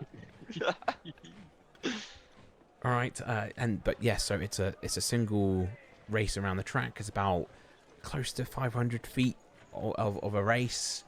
First one around, there's a lot, like the turns can be quite sharp, so pigs, like the balls have to be quite dexterous. It's sort of definitely more on that element. And yeah, I mean, that's pretty much it. Just show up, race, collect your winnings, and if you got friends, get them to bet. Amazing. See you midday tomorrow. And obviously just a bit of an insight in regards to betting. You're not allowed to bet yourself. Right, yeah, I did think that. Yeah, it'd be a little bit crazy to allow it otherwise. But yes, there's the gambling tent which you'll be able to go for it. But the minimum bet is 1 silver piece, and the maximum bet is 5 gold pieces. You know, just to keep things accessible and a bit spicy. I mean, 5 gold's a lot. So is 1 silver as well. But you know, we tried to stick with copper before, but didn't quite work the same. And yeah, odds for your pigs, for your boars, they'll both be starting at 10-1. 10-1, okay. Wait, does 10-1 even work? I hear 50 gold in my ear is what I hear. 5 gold in, 50 gold out. Sounds good to me. Wait, 1, 2, 3, 4, 5. Oh no, I've fed my pig tea for water this morning. Oops. So I'll leave it as like 10-1 for now. It may be 1 to 100. Might be 5-1. Because I need to double check and remember how specifically these odds work. I've got it all fucking written down. That's crazy good newcomer odds. 5 I to mean, 1. yeah, Yeah, but you don't know who's anything about ever the going to expect a random chocolate fuck to actually win? You probably just put 1 to 1, really. 'cause Oh you wait, don't shit. know Sorry, anything no, about yeah, that's it. I was doing the wrong way around. Yeah, I think you guys have 1-1. them. Oh god, wow, that's 10. Odds on it. But you'll be able to bet on other picks, other balls. But as you are newcomers, it's shit. But I'll double check that in our break before we do any of this anyway, which will be in 20 Can we minutes. speak to the ball owners before we bet as well? Yeah, there'll be some interaction. Cool. I'm Exactly. so sorry I stepped on your foot really hard before the race tomorrow. My bad. I was more just going to ask, like, if any of them are doing anything dodgy. Oh yeah, I'm sure So they're just just gonna say get 'em. yes to you. You know, Yes, stranger, find out. I'm doping mine up with that fucking Never know. crack. Potion of speed. some of them might be silly. Yeah, who knows? All right, that's all done. Just show up, and yeah, you'll be shown to your place, and yeah, there'll be, you know, a couple of races Oh my god. And yeah, good luck, I guess. Yeah, thanks very much. See you tomorrow. Yeah, good luck. See you then. And he like goes back to drinking, and you guys leave. You walk out the tent. What are you doing? Right, well, that was easier than I thought it was going to be. Shall we head to the temple? Yeah, sure. In a few moments, I need to do a little bit of reconnaissance, and I will Yeah, go that's to not the bad. gambling tent. We could do a trap Oh, walk. yeah, you know what? I'm down for some reconnaissance, actually. I shan't Actually, be long. no, wait, before you go, I slip in 5 gold pieces on me for tomorrow. Duly noted. Duly noted. Yeah, I want to go to the gambling tent, please, and yeah. Yeah. I'm Me all for too. gambling as well. Yeah. Most of If my it's a money. gambling tent. Two of you go over towards the gambling building, as it were, and you can see that there is a halfling behind the desk, which is like there's like metal bars and like wooden ones as well, and then just like a slip under it. And there's multiple people like sort of hanging around with pieces of paper in their hands and like, what would you go for? But you can walk up to the counter, or what are you doing? I would well- like to know who is the favoured one to win. Oh, which race? Midday. Okay, first one. So for the first one, who would be the favoured on that? Let me think. I think Iron Tusk has taken part. So is Swift Squill. Iron Tusk, Swift Squill, Perry and Terry. Wow, wow, wow. Yeah, I think the most favoured is probably actually going to be Swift Squill. 3 to 2 Swift odds. Squill. And who's the trainer of Swift Squill? Oh, that'd be Tobias Small. Tobias. And where can I find them? Oh, you. Roll the persuasion check.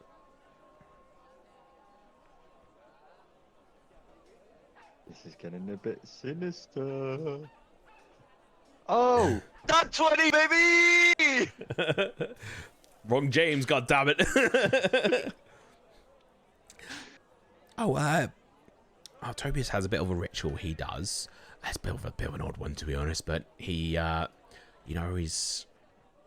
How do I put this in a nice way? You know, we all have our own beliefs, and, I mean, he really, really believes in, Aurea, and, well, he's currently just relaxing and going through a ritual with, obviously the ball, and,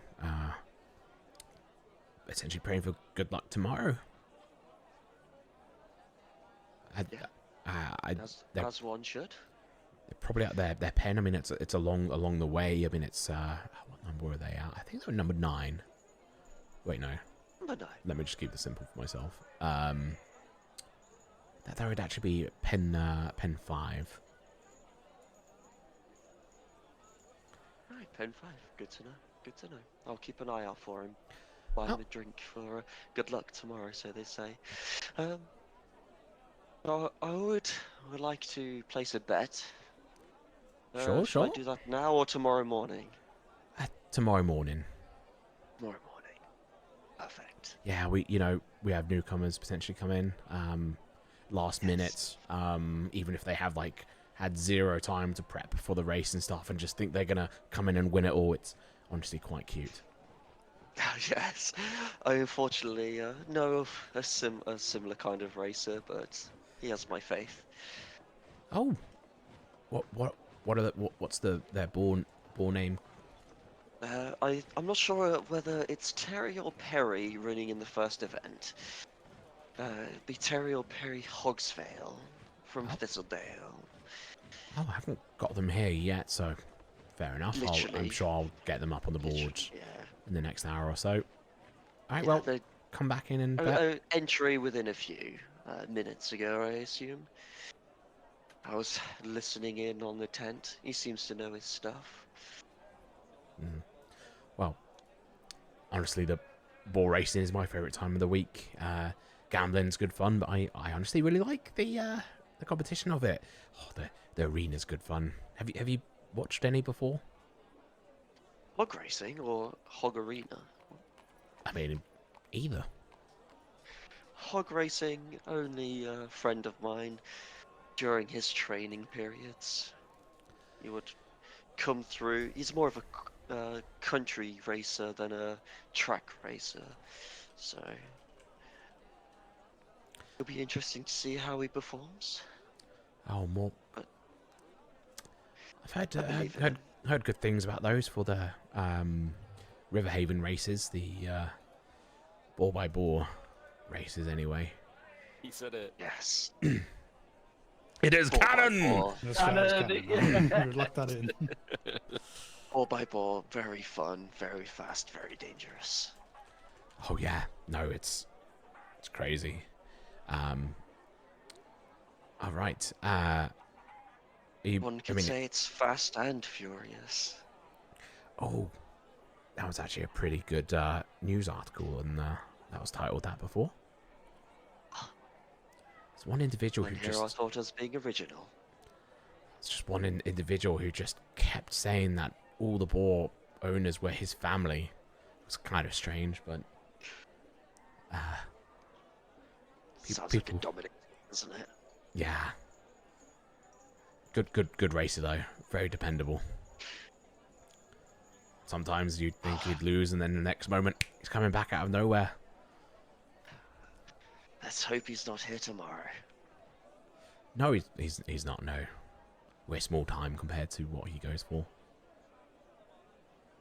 Perfect. Alrighty, I will see you tomorrow before the race starts to place my bet. And thank you for your time. Bring your gold pouch or silver pouch, not to judge. I know I look like a mess, but I've got a few to spend. Oh, I mean, if you got a few to spend, then you should also potentially, I would probably not go to the South Star. I mean, there's like some good stuff there, but it's also a bit snobby, if I can say that. I don't know if that's your scene. If it is, I don't apologize. I don't really care. But I would actually recommend. I think you would appreciate the Dockside Drought, just from the look of you. It's Is also that where the races go? They tend to go there quite often, yeah. Unless it's a fairly busy sort of trading season, then it can be quite hard to go there. Otherwise, people tend to drink here.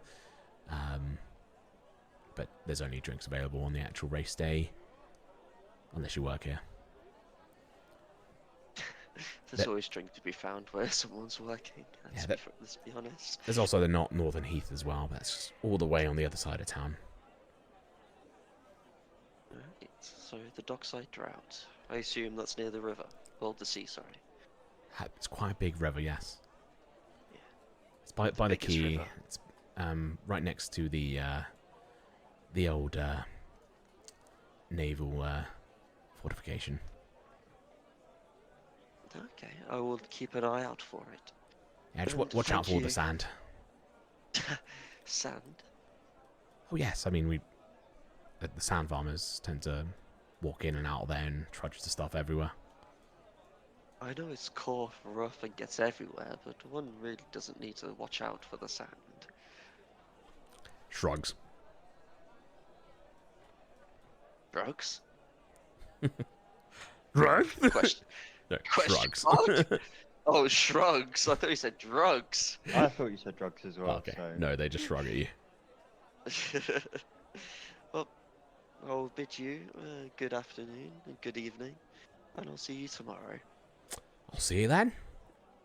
And you walk out and you join the others. Although actually, yeah, sorry, Fiddle, was there anything you were doing within any of that as well?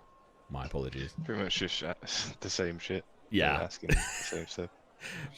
Malachi was dominant in that one. But I yeah, could have done it it's without being there, but then I wouldn't have done. So.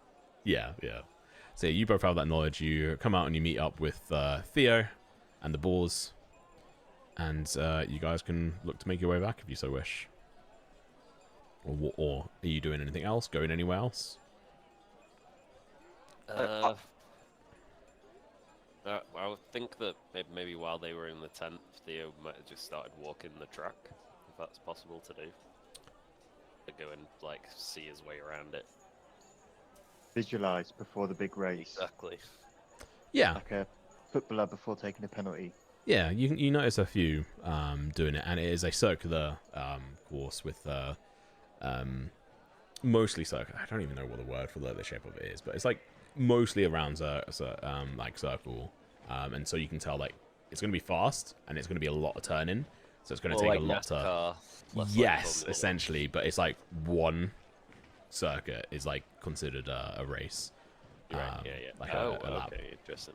Yeah. Yeah, just because one, it makes it far But simpler for me on my sprint, rules. Yeah. Yeah, so it is a sprint Cool. on it, and it's going to be about essentially. You can tell just from like looking at him walking around, like, oh, you're going to have to hold on tight, and also these like Perry and Terry are both going to have to be fairly agile on making their way around this. Okay. Yeah, and you come back out. Let's just say around the same time and meet back up with the boys. Anything else? I would like to go to Pen 5 and like get a very I want to be able to identify the boar. I can't remember its name, but I want to be able to like sternly I'd be able to identify that boar on tomorrow morning. Like I want to study that boar so I know exactly. I don't know Would be what a the small fuck you're ball. doing. Yeah, you can like all the sort of like pens and sort of like small like houses and stuff, or like barns essentially in which they keep their boars and stuff in. You can tell that like this is the way that most people keep their boars, is like separated away from like if they're staying somewhere or like someone might stay with them for the most part. And yeah, you can see Swift Squill with Tobias Small both in a fairly large trough, as it were, both just in the water together, and there's a couple of lit incense sort of in 4 different places around the tub, and you can see that he seems to be sort of eyes shut, hands out, and is just humming and repeating like some kind of chant. Yeah. And the boar is in that like this steamed it's like steaming above as well, so it seems to be heated somehow, and the boar is there just kind of like on its back almost. It looks kind of weird, and it just seems to be chilling. Yeah, I just want to make sure I know what that boar 100% looks like. Yeah, you can mainly see like its head, but you get a good look at Tobias Small, who's going to be the easiest one to sort of really identify,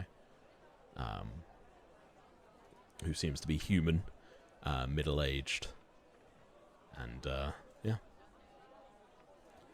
seems to be chilling and doing his own thing. Well, Theo, bear witness to your greatest competition. He was just thinking he's a big lad, isn't he? So he probably weighs more than me. True. But I've got an idea that could work. Or end me in a lot of trouble, depending.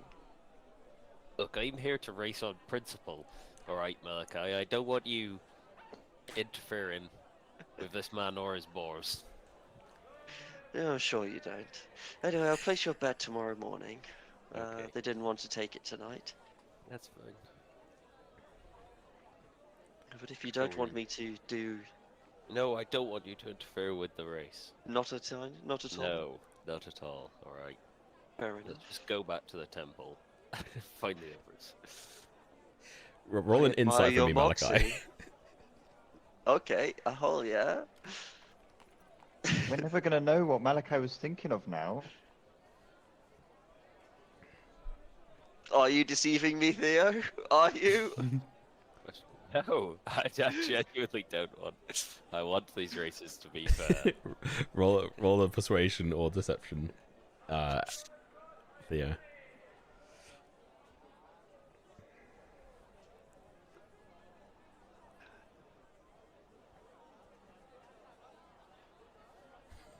Take from that what you will, Malachi. But anyway, what were you thinking? Well, If I interrupted you. we best rest up for the tomorrow. The races. They go to. What was it? Not the one we saw, but one on the beach. I've completely forgotten the name. I That's should have alright, really doesn't written that matter. down. I'm sure we'll find the name I on the drought. Caca, caca. Dire drought. Oxide. Caca. What? Fuck off, bud! First wrong. Yeah, that sound James still has about no right. clue what I said. I have no idea what you're talking about either. I think I Yeah. just misheard it. Oh, was it not called You said the Dockside Drought? Yeah. The tavern on the near Oh the sea. yes, yeah, Yeah, but that's not Okay. what you said. It is. Ah, yeah. yeah. No, it is. I thinking back on it, I was just thinking of ourselves. But yeah, the dockside drought. Yeah, But, fuck you all, guys.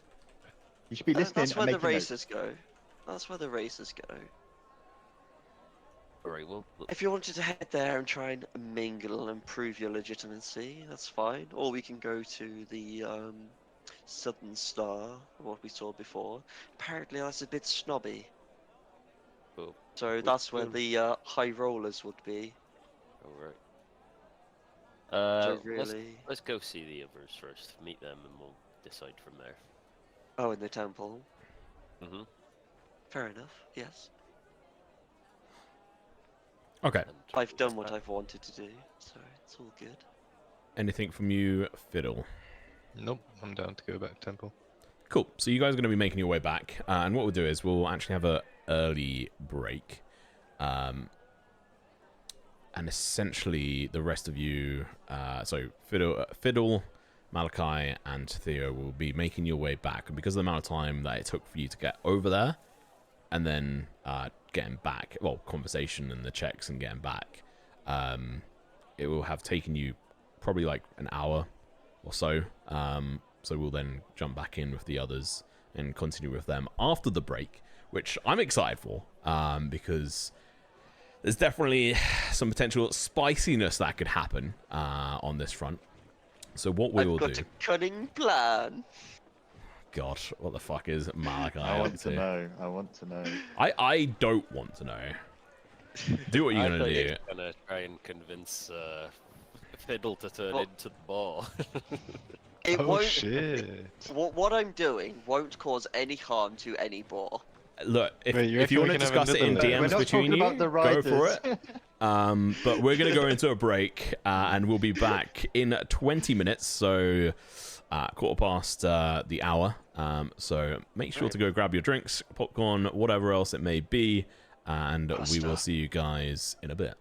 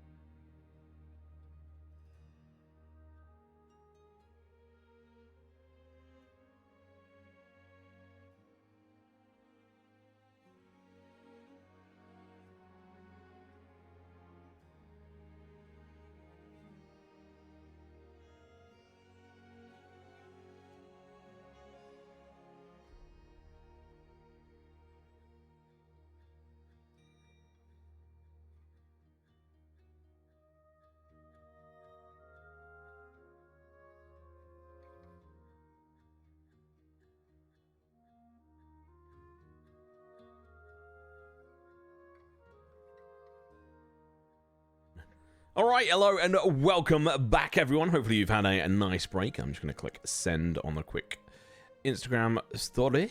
Awesome. All right, so should be good to go. A couple of people still just finishing off food. I had a nice sandwich. Might see me burp a couple of times because, you know, I ate it far too quickly, like the idiot I am. But I will do my best to mute my microphone. But let's move back into things. So, music. Where the fuck did I place this? For some reason, the ambience music here for this is in the town music. That is fine. So, we are going to head back in and go over to Temple of Helia, not Halia, because my dumbass wrote down the wrong name, misspelt it. It's only my lore and my pantheon, and it's very confusing for me and Oscar because Halia is a notable character in that campaign, and in another campaign for us. But we move back in. I think we've got everything ready and right on here. So we swoop back on over to Helia's holy temple, as it were, of the Radiant Dawn, which is the order of priests that is associated to Helia. You've met a couple. You were introduced to Henry, or he introduced himself, I guess. And he walked off to go and find the Lightbringer. Whoever, whatever that may be. You both were left to sit around and do as you wish. Hal walked off to go and listen to some individuals singing some hymns in the one side of the temple here. Figgle, what are you doing in this moment? I've been sat in the same pew since Henry left. But Fickle is admiring the size and grandeur of this building. We're just taking it in. It has a limited opinion on religion at the moment. Maybe it will develop. Maybe this is part of his development, but yeah, for now, yeah, no, for sure. It's like when you're in a place that you don't know the rules and how to behave and things, so he's been very quiet, waiting. Yeah, and I mean, you are all small fish in a big town here. As we've talked about, it's the fact that you're all country bumpkins, as it were. I'm sure there's probably a more polite terminology for it, but I think that's probably about right. And this building is just impressive. And you've already sort of started to take notice of bits and pieces of glass around the material in which you have somewhat of a understanding on having some form of access to it in Thistledale, but only the scraps and, like, honestly, like, the most rudimental level of glass, as it were. I mean, the stuff you've seen here in a couple of windows of the buildings hasn't looked amazing, but it's far more than you've ever seen in any other buildings or in one place, I'd imagine. Is this Helia Temple stained glass impressive? Like, it might have been made outside of Seahaven? Yes. The stained glass, sorry, yeah, I definitely didn't even talk about that. There is stained glass not only up above, which is sort of filtering in just gold light, but there's also just like windows across the place which are just covered in magnificent stained glass windows, which, yeah, does not look like it was made here. Are they like depicting, stories, or is it like the classic church? Except in the Bible, stained glass was just a random mural. Yeah, and you probably recognize one or two of them from stories that have been passed around. There's one in the sort of like one of the main sort of frames is a giant burning sun. Let me remind myself of the exact name so I don't say it wrong. again on this. This would be in here.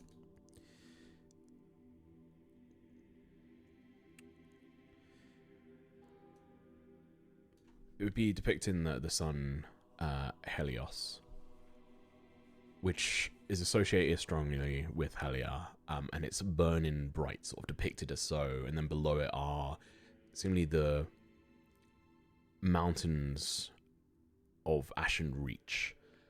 And you can kind of get this from the essentially like particle effects that are sort of like pushed away, and scores of like an army just being scorched along the ground on one side, like on the right hand side, then on the left, swathes of just individuals clad in white and gold, holding up banners of Helia and the Luminary Court insignia.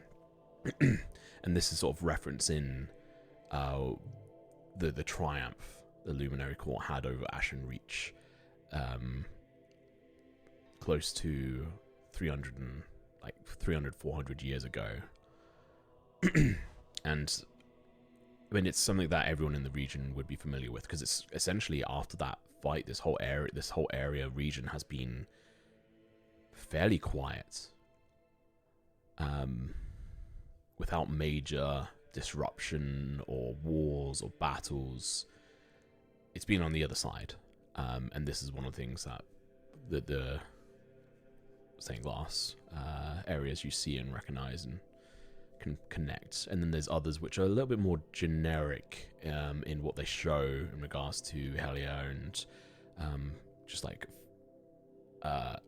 religious figures, like people preaching sermons and such like that, but no sort of real big story telling apart from this one big stained glass window, which you'd imagine is in place due to its closeness to the actual location of the event that is depicted.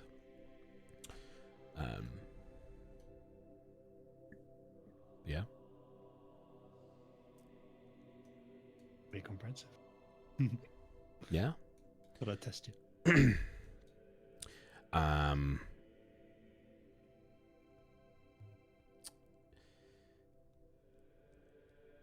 And Figgle, you would notice there are side rooms that seemingly you can see a couple of individuals sort of walking out of, hobbling, holding onto canes, or holding onto one of the priests, and them just chatting. And you get the feeling that it seems like there are rooms for recovery or healing or whatever it may be here. And they're just sort of dotted around sides of this temple. And for you, how you walk on over and you spend some time listening to these individuals and the big stained glasses above where they're practicing. Yeah, is Hal going to be doing anything else whilst you wait for Henry? Nah, that was all I wanted to. Cool. It's a good 10, 15 minutes. You are just left here, waiting. And you hear, first of all, sort of breaking the stillness, the pitter-patter of the soft shoes on the marble floor, the soft tunes from these individuals, is that of plate, armor clinking as an individual is seemingly walking into this main area. You sort of turn and see two individuals alongside Henry. One vastly different to the other.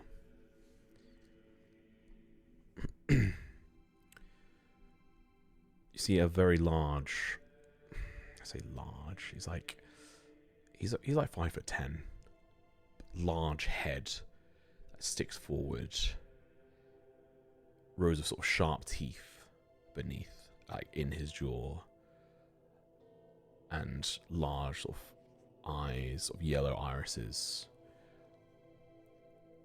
I'm trying to think if you guys would ever have seen one of these. But it's essentially the head of a hyena. And this is, for the better term of it, a hyena folk.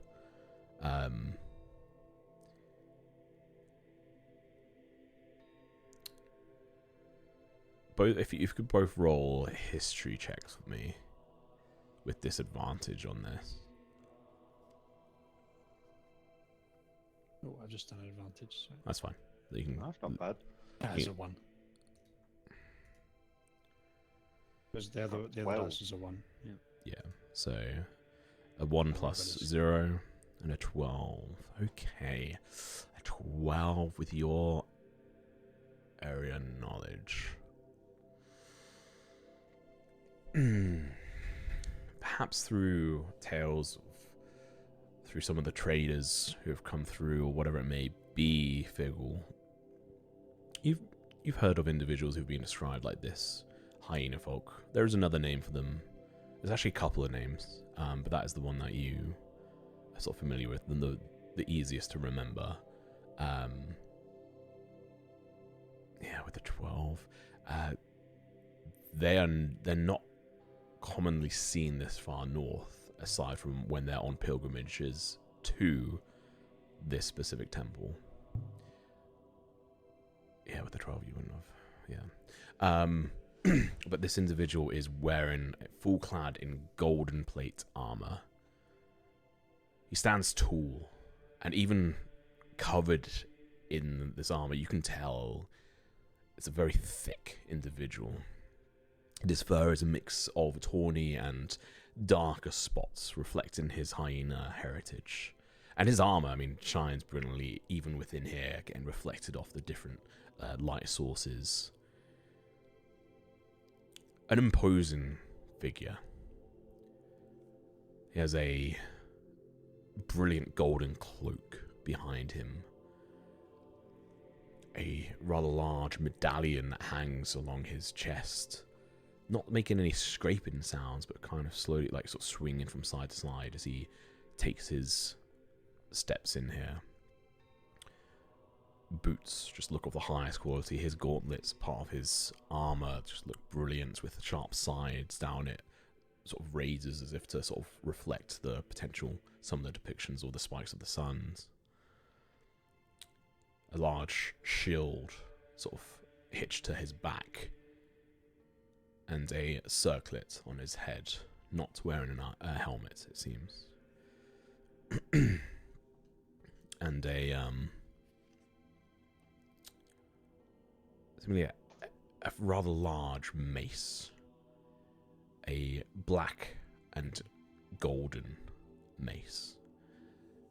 Fairly impressive in that the head, the bludgeoning head of the mace is fairly big, and there seems to be, again, spikes that come out of it. So it's not just like a traditional mace, it's a little bit more.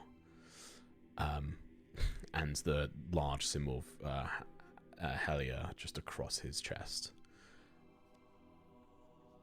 And next to him, Henry, the priest, the white and gold robes.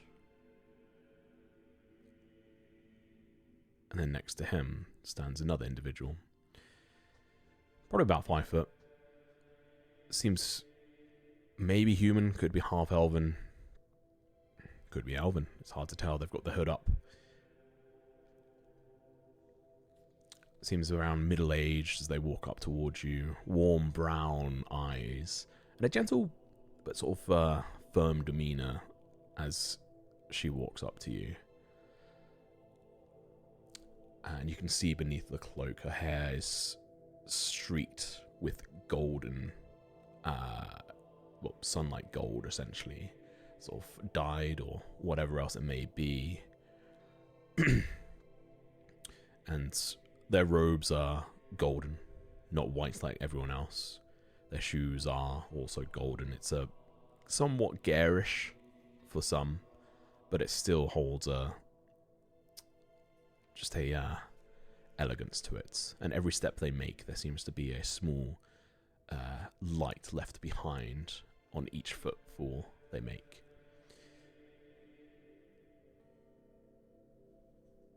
And there's just a presence around them. Henry walks forward and is like, hello, is it Howe and Figglebottom? Yeah. This is head cleric, Vene Lightbringer.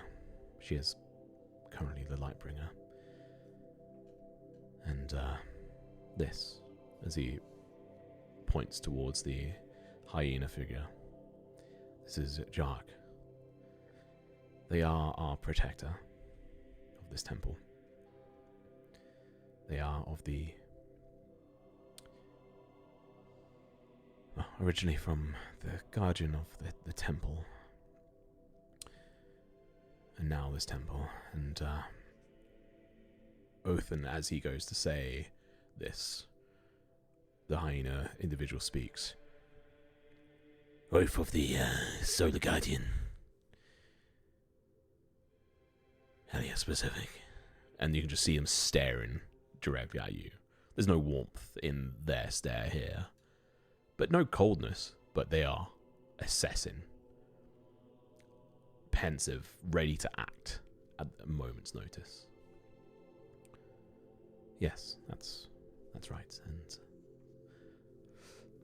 well, I've passed them on what you told us, that apparently there is a and Vene will also walk forward. I'll take it from here, Henry. So, obviously, there's no easy way to really have this discussion.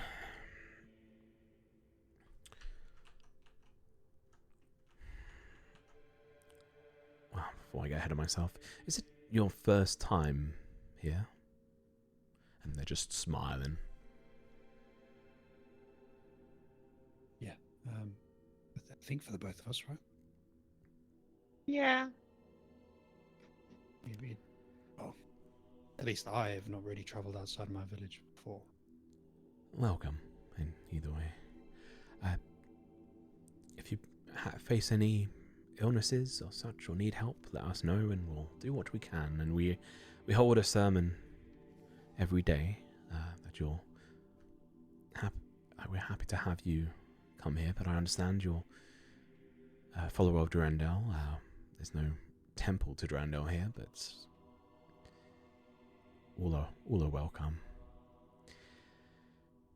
Let's go into one of the side rooms here, and walks towards a red curtain and draws it back, and there's an individual in there just doing some paperwork, and they just stand up and leave. There's a couple of chairs, and she just sits down. There's no like desk separating it. It's just a couple of chairs in this room. There is a desk off to the side that the individual is working on. She just sits down and crosses one of her legs, and Jark just stands at their side, hands just in front of them crossed. And Henry is just at the entrance and just sits down on a different chair. Please sit, both of you. I will sit my ass down. As well. So Henry said you had a run-in with, is it a temple to Somnia that you guys stumbled into upon trying to find and fight and get rid of some horrible wolves, as it were, and then made a deal with Somnia. I don't know if deal is the right word. She He had no choice. We she were trapped trapped. us.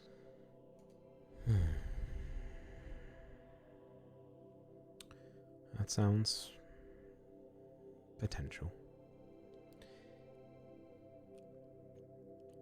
And the nature of this, what is it you called it, a dome?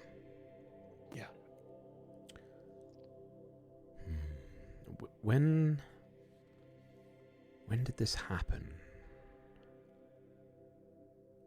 I don't know how long it's been. A couple of weeks. Presume I would know. You would. You would know it happened on...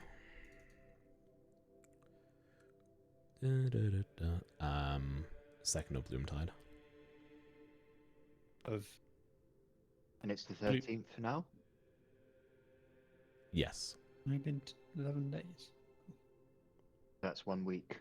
Correct, basically. So 1 10-day. Well, technically it was the first. Yeah, it was the first of Bloomtide. Okay. So it's been 12 days. 10 and 3 days. Or is it 10-day weeks? Yeah. 10-day weeks. Yeah. Is it? I think I'd simplified it down to just keep it. Oh, okay. Yeah, I just simplified it down to keep it to 7 on this.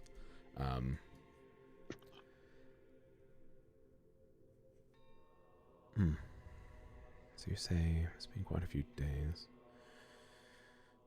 Interesting.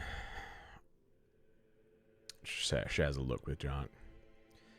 And where exactly was this temple you speak of? Because there is no temples of Sarmonia anywhere. Just out in the forest. I don't even remember the direction. We followed a trail with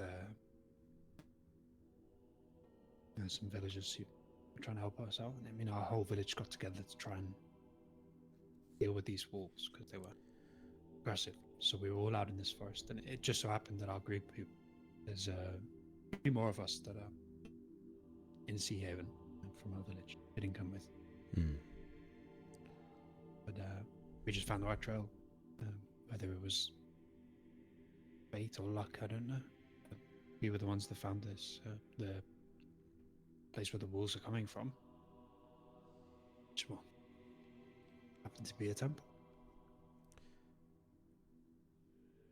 Vene, I'll copy in the name actually for you guys, spelling wise.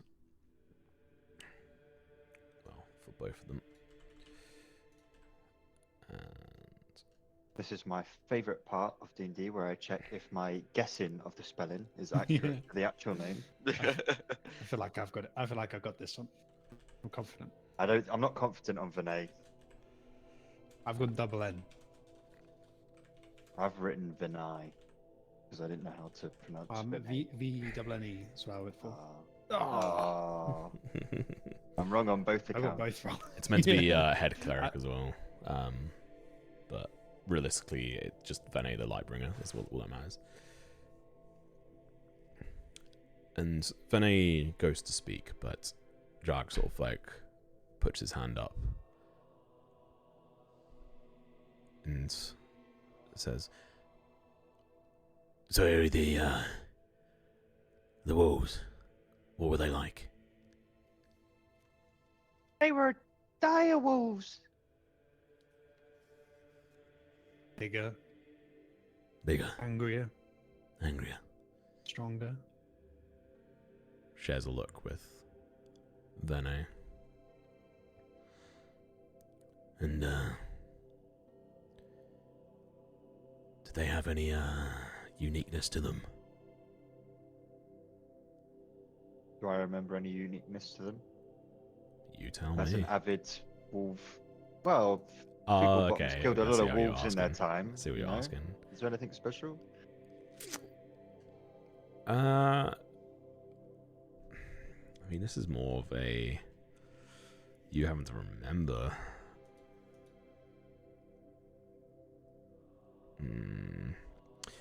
What is your passive history? 11. Okay. The alpha wolf, the big wolf, was much larger, and you remember taking note of that. And yeah, just although at the time it was hard for you to tell, but Eversoft like definitely exuded some level of distinction and difference to other wolves in which you've fought, even if it is a dire wolf. Dire wolves are meant to just be bigger and tougher. This, had something slightly different towards it. Well, there was one wolf, like the pack leader, Alpha Wolf. It was even bigger and stronger than a regular dire wolf. But yeah, I can't really remember what exactly. It was just weird, I do a lot of hunting, but there was something different about it. Right. He just puts his hand down and sort of leans back. Then he sits on her words for a moment. So you say the dome kills those that are not from it, if they try to enter animals or individuals? Well, even if you are from Thistledale, you still get attacked trying to go back in and out. We put up signs to warn people. Attacked by what? Like people made of shadows. It's like sucking the life force. It doesn't really hit you. It just sort of drains you of your life.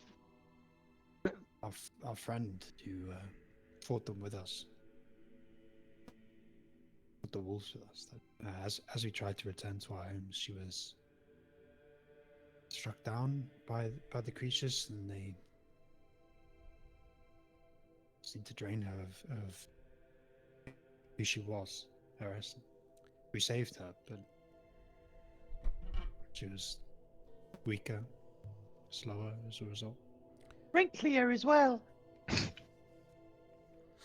Smelled a bit as well, but that's an aside. You tried to heal her, didn't you? It didn't work.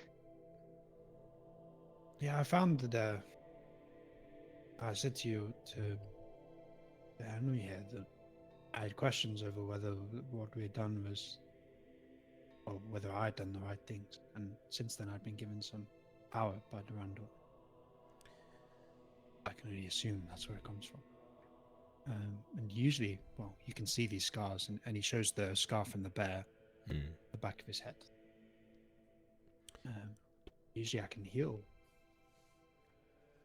I mean, I already had some kind of skill with this from my mother, but I can touch things and they heal. But I couldn't. You see Jark nodding. Do anything. His sort of fairly large head. Interesting.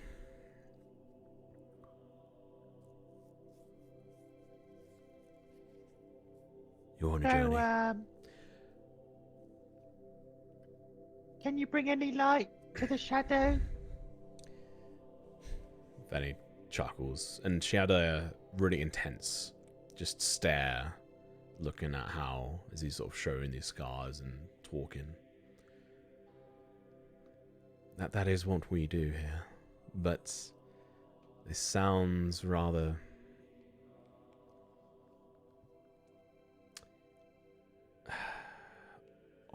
ominous, I think, is probably the right word, and it's going to require some research and talking. But potentially, we could do something, but something of this magnitude. And I can tell you now, there are no temples in this area to Somnia. Even, like, abandoned ones that you don't know about? It was in the middle of the forest. Uncharted. It was, like, mostly destroyed when we got there. It wasn't in the dome, so you could come with and we could show you it. This temple, and you said there was downstairs. Was there anything peculiar? Big steel bowl, like a wishing bowl, and we started floating, and there was like gas, and a voice that told us we all need to make the same wish or we'll die. just a sigh and a head in her hands.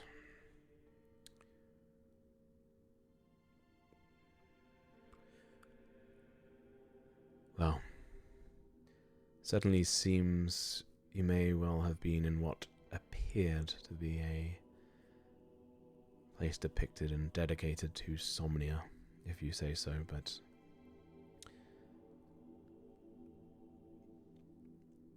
what you were down there for, it seems that you were potentially tricked.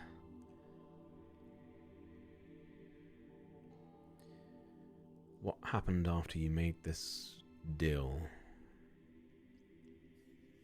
We tried to go home. And that was when we found this dome. And we were attacked by the... I meant Shadows sooner given than form. that. Walk me through the process. floating. You were floating, you made the deal, and then what, you were just back?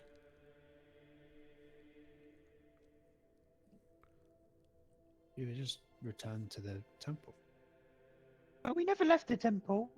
We were Well, floating, and then we got dropped, and then we left. But it felt like when we were floating that we almost maybe passed into a different realm for a moment. We were brought back to where we had been trapped. Only this time the door was open. And we were able to leave. There was no afters, no one there but us. Did the stonework, did anything else look the same as the temple above? I'll roll a history check on that because I cannot remember. Mm-hmm. I'm trying to think of. I remember there need to being other like skeletons on the ground. It was very old. There was the rooms on the side where they had sarcophagi is the wrong word. Or graves for. Graves also the wrong one. Tombs. That's the word I'm looking for. There were no markings. We didn't know who it was, but there were dead bodies there.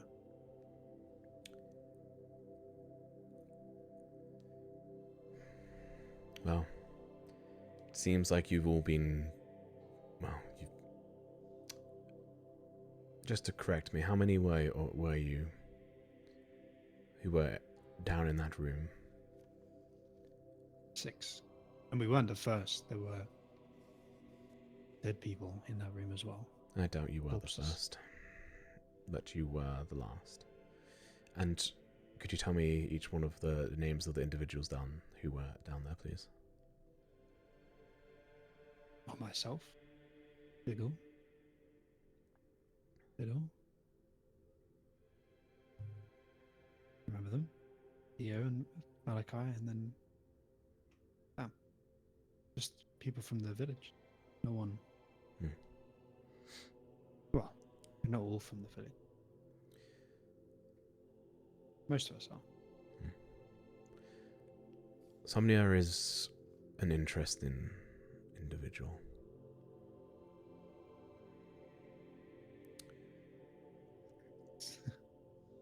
What's the word I'd use to describe her? Maybe. Them is probably a better descriptive word. I get mixed up sometimes myself. That's probably a bit beyond the purview of what we can delve into. I certainly don't want to overload you. It's a deep subject that goes back many hundreds of years and deep into the history of our following and who we are as a religion. Well, we came here to fix what we caused. Anything that can help us stop whatever they're trying to do. I want to learn. Unlike many, if you were to go to the governor instead of us first, you may well be faced with a much different circumstance. prefer to be understanding and somewhat trusting. And you guys have shown that you're seemingly truthful so far. Truthful, rather. How would we lie in a holy place? Oh, I say that every day. But the trainees prove me wrong every day. Not every day, that's probably a bit harsh.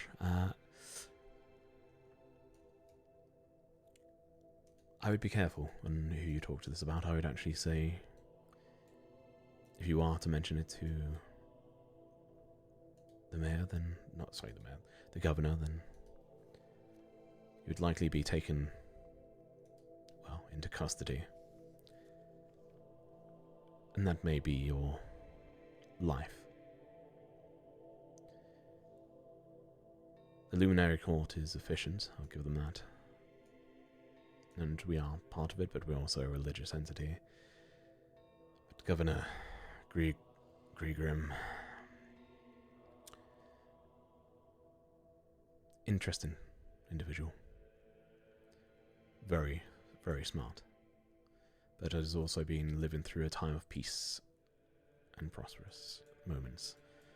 There's no been real action here since the fight against Ashen Reach, and that was over fairly fast with all things considered. I mean, we now have this town repurposed into being a place where we farm sand out on the banks and fishing and trading. The old naval fortification has been changed for its purpose. I mean, there's still heavy guards around here, and if we're needed, we can act, but for the most part, the focus is elsewhere, but this may well change it, and if you'd gone to Grigrim, he may just have acted harshly and efficiently. We will need to investigate this matter. We will need your help in going back there and trying to find it. This so-called temple, and also to have a look at the dome you mentioned. I'll have to put in a request to have some individuals sent up and over here. How we get rid of it, I'm unsure. Because I do not know what it is. How long do you suppose that would take? Because well, it's kind of urgent. You know, it's getting bigger, it's expanding, and not to be blunt, but if we did go to Grigrim first, one day, sooner or later, it's going to catch up. So we need to be quick. For sure. But also, you should understand, these things, they need to be understood and approached with potential caution and with the right individuals. We have individuals here who would send with, but... well, I need to talk to my higher-ups. And also commune with Elia themselves as well. This is very concerning what you bring us. This news. Yeah. Can I... Go on. I find it weird that she doesn't want us to speak with anyone about it. Yeah? Can I inside check it? Sure, go for it. And I guess it's very hard to tell if there's like an ulterior motive. From one harmony domain religion to the other, they don't trust each other. Respect. Yeah, well, that's just harmony gods, naught but a lie.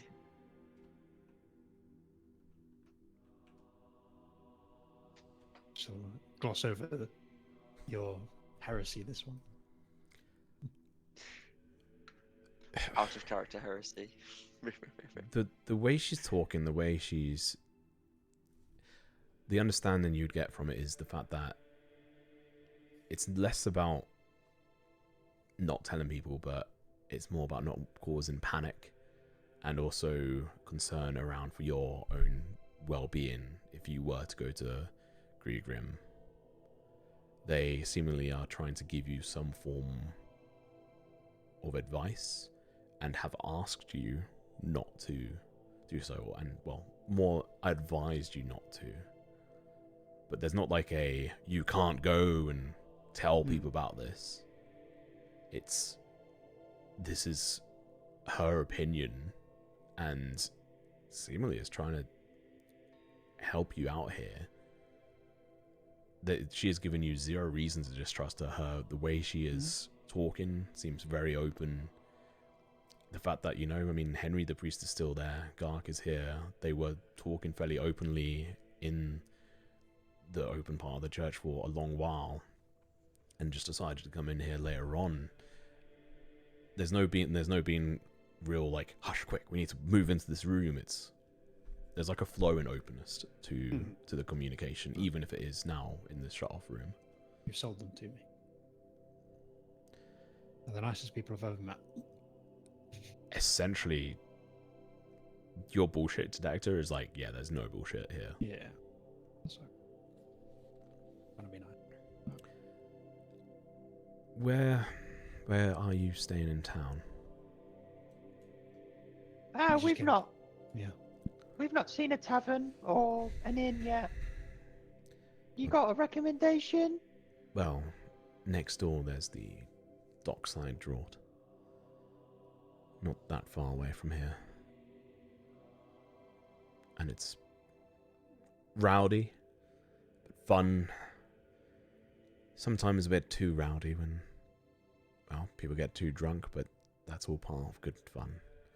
As long as it's no real violence, but if there is, then that is what it is. There's also the Southern Star, which is down in the south of town, near the gate, and then up to the north there's the Northern Heath. Both viable for you. I probably recommend the Northern Heath or the Dockside Draught, but make a choose and go to all of them, whatever you so wish. Well, the reason you asked us is because you might need to find us, right? Correct. So we need to tell you now where we're going to stay. You could always come back as well and tell us. By the end of the day. I will try to do that. We still need to meet up with our friends again and agree where we're going. So. In fact, I'll tell you what. I'll send individuals to each one of the taverns, and you can talk to one of them and tell them where you're staying, and they'll come back. And if the others haven't seen you, they'll come back as well. I'm sure they'll be happy to have a couple of drinks themselves whilst they're there. If you're okay with that, of course. I wouldn't want to give the wrong impression. Sure. Your clergy have been so welcoming so far. I'm sure whoever I meet will be just as friendly. She nods towards Henry, who stands up and leaves the room. Do you know anything about shadow creatures? Ways to defeat them? Yes, I mean, true daylight and spells can help. Magic drawn from the gods can be fairly effective. But not all shadow creatures are the same, you should understand. What if you're not good with, like, magic? Is there anything I can do? Ooh, And I show her, like, the sling that I use. interesting. I mean, potentially, could be something we could look to help you with. Really?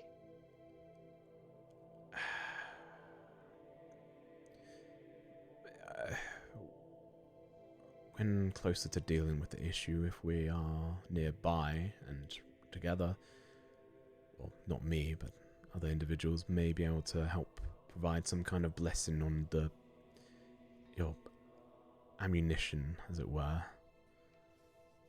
and potentially help cause some extra, damage towards these creatures.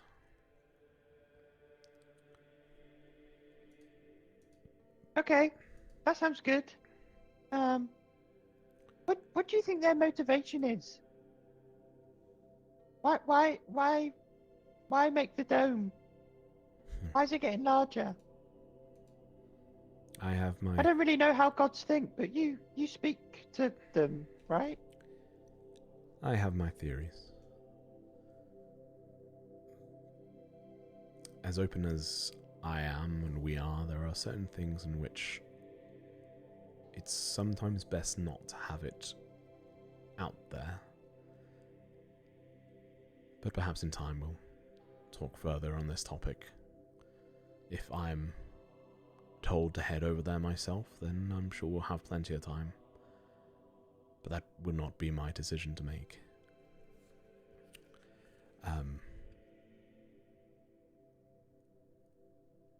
I'm hoping I'm wrong on a few things. And she smiles as she says that. What do you think, Jack?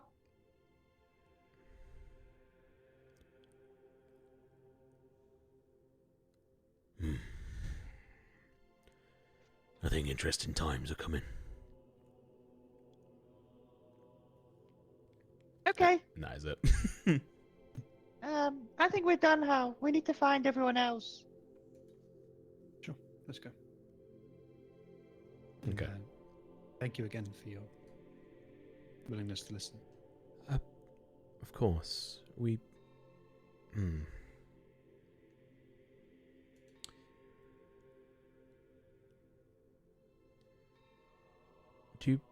Would you mind a blessing? I know you are obviously a follower of Durandal, but... I mean, if you come for a sermon, you'll definitely feel lighter on your feet, but... I'd feel better to provide both of you a blessing of sort. Not something I tend to give out to many, if any, but it feels right. Okay. We walk in the same light, so happy to be blessed by it. Okay, follow me. She stands up and then walks out the door, pushing the curtain across and just leaving it open, and Gark is going to follow you guys out. And she heads and takes you in towards the center of the room, in towards the square. And she starts muttering a couple of words, and there's a moment later a burning ball of just not fire but energy hovering above this pit.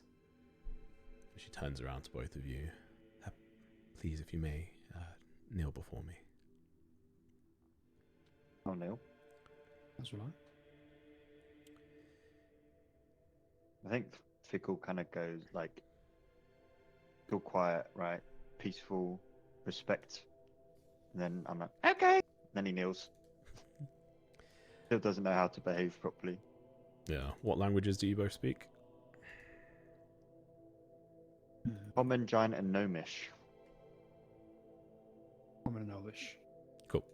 You do not understand exactly what is said, but you get the feeling and meaning behind it of an intensity of positivity, like positive energy flowing towards you as she lays both of her hands, like one on either one of your heads, and is chanting something in a strange language that neither of you recognize, but some of the words may be somewhat familiar.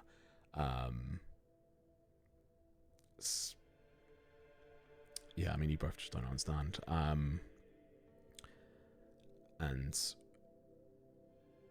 as she pulls away, her eyes are just glowing bright white, which then just dissipates.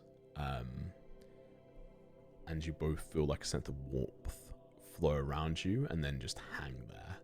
And as you sort of potentially both look towards each other, there's like a slight shimmer of glow around both of you.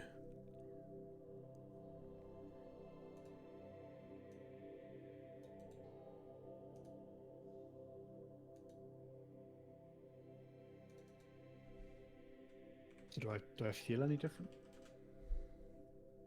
Or is it just a glow?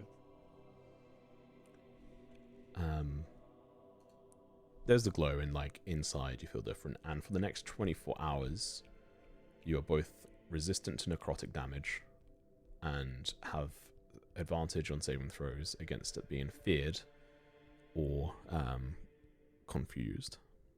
Well, not confused, sorry, charmed.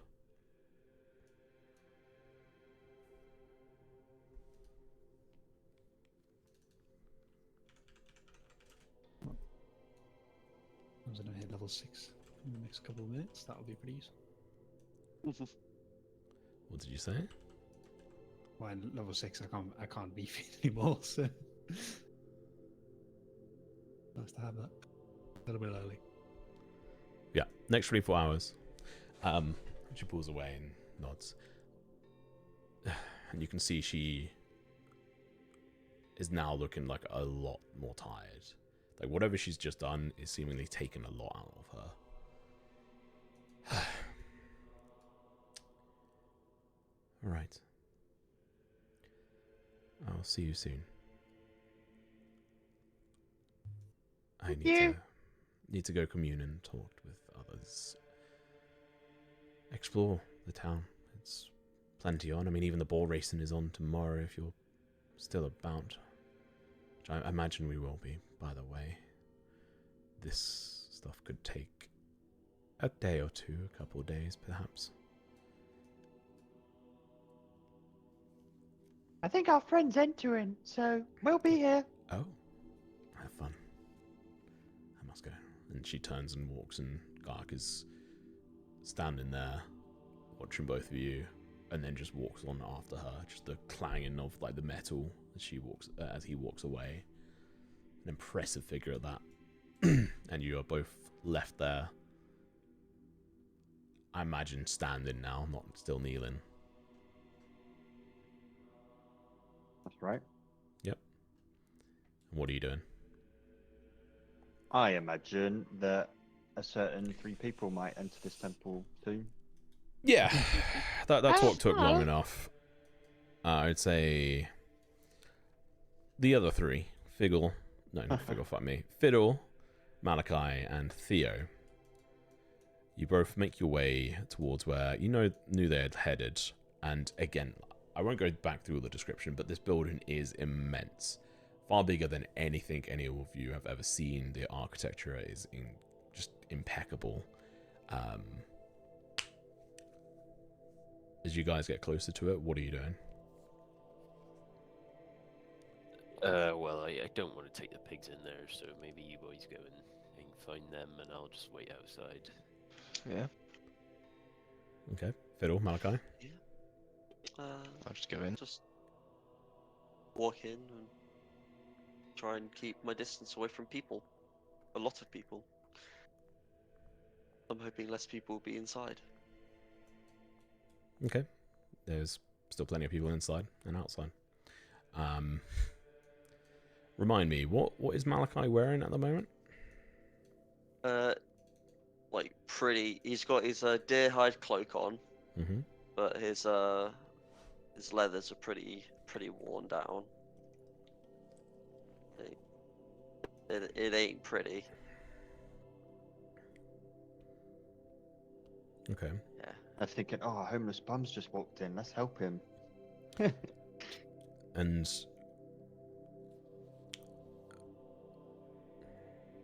Yeah, he's not looking clean. In fact, wait,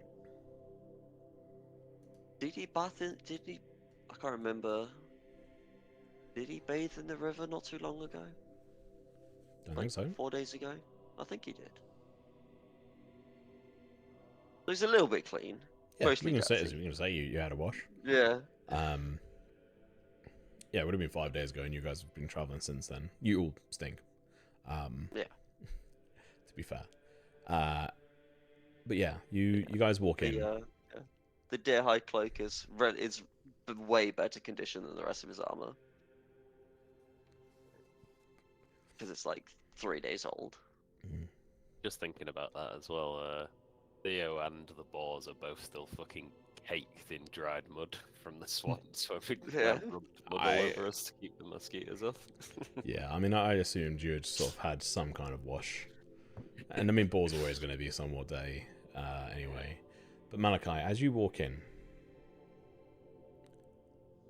you hear in your head some whispers. Interesting choice. Choices. Interesting. Careful.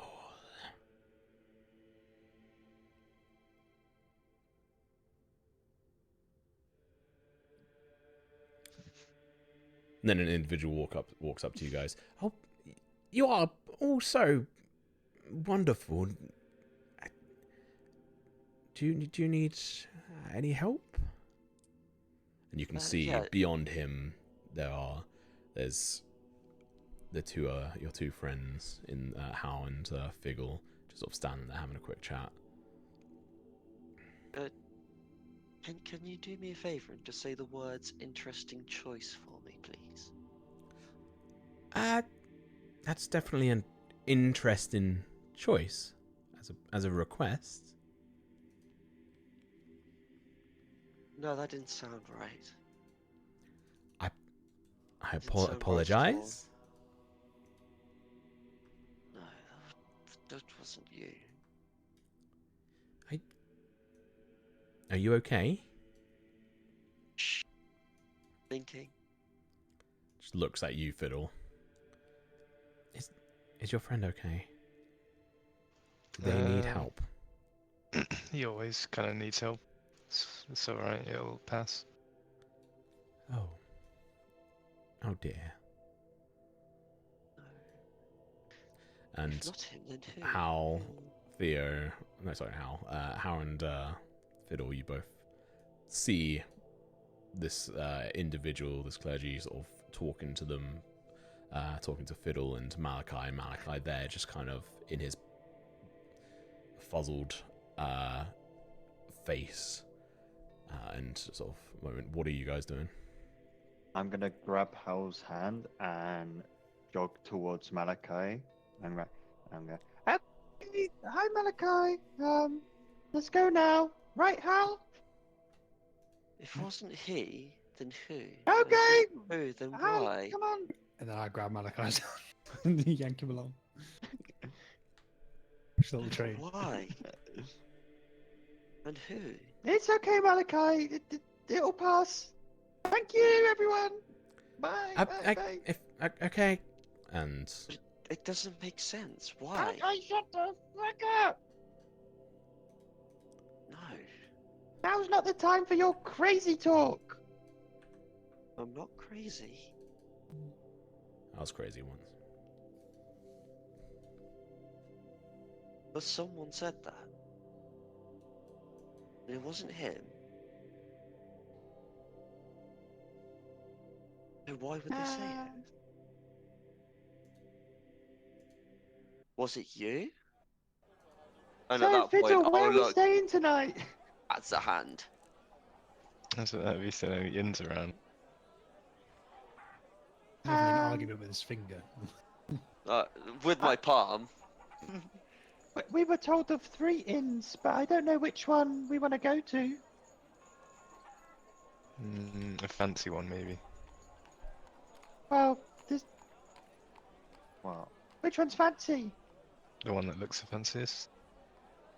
You paying? No? Well, we were told I mean, to fancy go to. here is like probably a silver, so sure, actually. We were told to go to Dockside or Northern Heath. So. Shall we go get a view of the dock? Okay.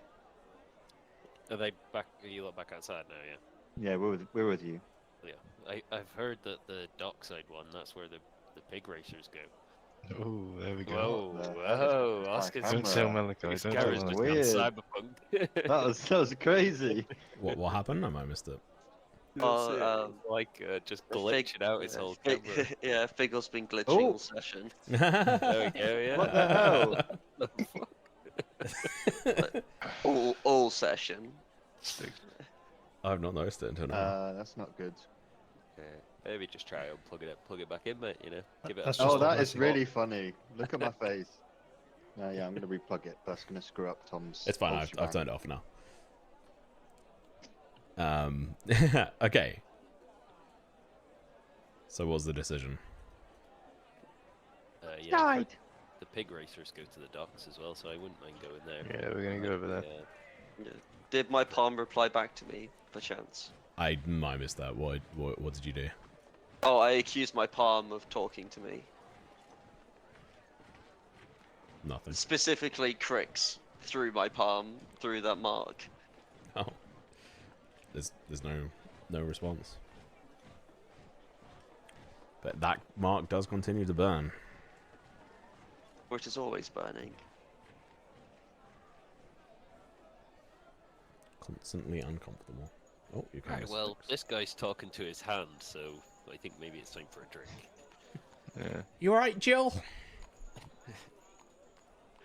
I'll be looking out for signs for other establishments on the way to dockside. Sure. You know, walk down here. General store, whatever. You walk down here, and you hear the clanging of metal against metal, and it appears, from what you can see here, there is another shop, blacksmith, and there's a sign outside it that says, "The Hammer's Breeze." And you can hear the rhythmic clanging of metal against metal. It's punctuated by the deep roar of a sort of a forge at work in the back as well. Seems like one individual is at the front. There's like a front desk that is not fully in the open, but it's covered. A male individual, and then in the back there seems to be another one hammering away. As in the sound, you can hear it. But yeah, there's that in that place. I'll put that on your known places. The Hammer's Breeze, which is technically part of the trading post. There are signs up around like for like advertising. This whole area seems to be like a market area of different establishments. Can I ask what's the GM rather than speaking as the character? Yep. What's the... So I've got like generic chainmail. So the next thing's half, right? The better armor. There's a couple. Yeah. There's also How requests for much money do I improvements. Yeah. How much money are we talking for a set of plate armor? Oh, an actual I set of need- plate armor? I need a long-term goal here. Long-term goal for like plate armor, that really, so that will vary between like, I think I need to double check my notes for this, but and also some of the material, but essentially it'll be between like 1,000 upwards, and like 1,000, like you could try and get some for like 500, but you don't want to wear it, most likely. So the way I work on this front is, especially for like these armor pieces, for the most part, if they're, you know, worthwhile like upgrades, I'm gonna go through like a manufacturing process on my side, and I'll do some rolls, and they will either have positives and minuses, or like negatives, or just negatives. So you could find like a set of plate armor that is double the weight and takes double the length to like equip, or has one less AC than normal. So we're talking very long-term goal. Yeah, but there are other options outside of full plate as well. There's like splint armor, which is technically an upgrade versus your current armor, because you've got a chain shirt, which is not chain shirt, chain mail, which is 16 AC. Splint is 17 at its base. There's also +1s, remember? Yeah, you get magic set. Yeah, if in enchantments like +1s and stuff are gonna add on like a shit ton of cost as well on top of it. But yeah, that is also definitely a thing that you guys could come across or find, or on that front. Because my guy already wears a helmet. But long term, I was going to try and deck him out in some fancy gear. Right? Yeah. So are there like those kind of like? Could I get a special helmet or a special? Yeah. Obviously, you can get like boots. Yeah, so I would say like flat out, there's like a generic helmet that you'll get with the set, and then you could look to have like customized pieces or like magically enchanted pieces, and I'd say that's because it's like similar to gauntlets, because a lot of the armor sets you get are going to have like their own like set of gauntlets, but there's also like magically enchanted gauntlets that you get, so you'd essentially try and like switch them out, and it may not always look the best, but you could try to get some of the more matching pieces and stuff. But yeah, anything you want on that front, like long-term goals and stuff, definitely possible. And I also like the idea of it. Like native D&D doesn't support it, but who gives a fuck?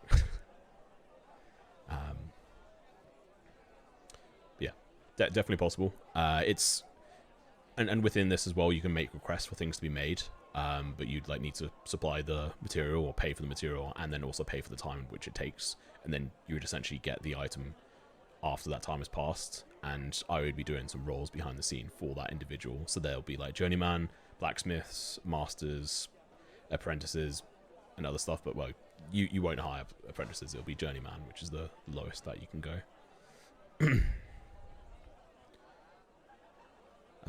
And I'd imagine that you could only really afford like journeyman ones, and I don't even know how much gold you got at the moment, to be fair, but I think you guys are pretty fucking strapped. Yeah, pretty strapped for it. I just wanted to know like how long term it was.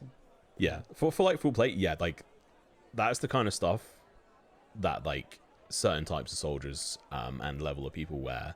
Like the armor that Jag was wearing there, like you've never seen someone wear armor like that. That's not saying much because we come from Thistledale, so... Yeah? Yeah, I was just saying, I'm probably the most heavily armored person anyone's ever seen until they got here. Yeah, I mean, in town, I mean, there will be maybe one or two, like, even older, like, ex-military people in Thistledale. But, yeah, you're the most armored one. I'm also looking out for news bulletins or a newspaper while I'm here. Just so you know. What's your passive perception? My passive perception is 13. Cool. I'm actually going to drag all your tokens back on, but over on the right-hand side, because what that then does is let me see at the bottom all your ACs and passives. Okay, cool. God, your highest passive perception is 14. That's rough. We're not very observant. We're just wandering around enamored. Yeah, so this whole area here looks like it's a trade market. There's a couple of different places. There's a stall selling spices. There's a stall selling fish, food. There seems to be a sign for a general store as well. Seems to be a sign for a tailor. And then there's this really weird and wacky, like I would probably say on this corner here is like an advertisement set of posts and like signs from all the different shops within this sort of like trading district, essentially, or like area, the trade post as they call it on here. And it has like the trade post, and there's one that's called Eli's Stuff and Things, and it's just got like the like Comic Sans almost like style of like writing on it, and then just a pile of stuff, and at the top of it is a crest, a jewel encrusted like chalice gleaming above it, as if to signify like even amongst all the stuff and things there's always like a jewel that you could find. And then there's like another one that says like the nimble needle tailor, and then there's the daily route, which seems to be the general store, and yeah, there's What's multiple. the general store called, sorry? The daily route. Daily route. I'll make these all available. Huh? We're probably building out this map. Yeah. Yeah, I'm not making it too difficult to find stuff that is trying to be found. And the time of day is like 3 p.m. now? Yeah, it's about 2:30. Okay. Although Still plenty of time to visit some shops. yeah, you guys have got time. Browse. We won't be doing the ball race today, unfortunately. There's definitely So not going to that's be gonna enough take time. a while. Like what I've got planned out on it, I think it's going to be a lot of fun, and it'll be good for the next session. I want it to be a whole day. Oh. Let that be a whole session. Yeah. I'm down. Yeah, it's going to I be. saw Slim's face like get really depressed then. Yeah. he's got his inspiration. He can't even use it. He needs to start doing some rolls if he wants that nat 20. I got to tell you. To be fair, I mean, because you So guys are rebellion. split up, there's not been as many chances for all of you here to do that. That's right. He's going to go to the tavern and start gambling.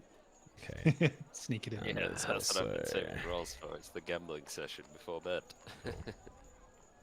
So you should now be able to see these extra things. Also, To the shops. yeah, on the left-hand side, if you click on journal notes, like the little orange tab or whatever, there's like a magnifying glass in a blue box. If you click that once and then go back up to token controls, it should leave like the symbols on the map. Yep. Yeah, it worked. Yeah, and you can hover over them and it should have names.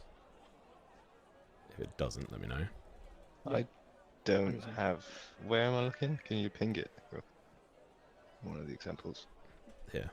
Yeah, I don't have the token to. Yeah, so on the left-hand side, where you've got like token controls, you know, little buttons you can click on. Yep. If you go down to where it says journal notes, which is like the orange tag, Yep. and then if you click on that, and then the magnifying glass, third one down. Yeah, notes display. Yeah, click that once. But you should be able to see them anyway if you're on that tab. Yeah, it's just it says quest, but nothing in there. No, not quests. On the map. Taylor.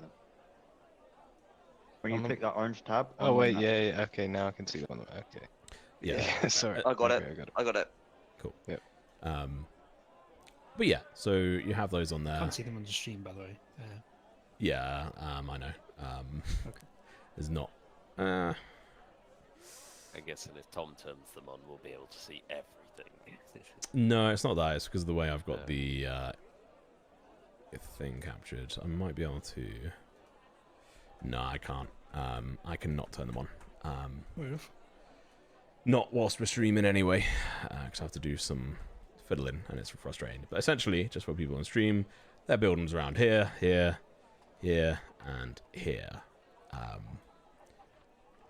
It's just to give a bit of an indication as to where things are. This right here is where the Temple of Hylia is, and this is where the dockside draught is. Cool. You guys see a sign? You know where some shops are? Are you gonna make your way to the dockside draught? That was a question, sorry. And I want to go shopping. Biggle's going to go shopping. Cool. Guys, there's some shops here. I'm gonna check them out. Yeah. I was gonna go one of the shops as well, so I guess I'll go with yeah. Cool. Anyone else? I think You I'm should get us a room, Theo, with your boars. just gonna go to the tavern, yeah. I'll go with you.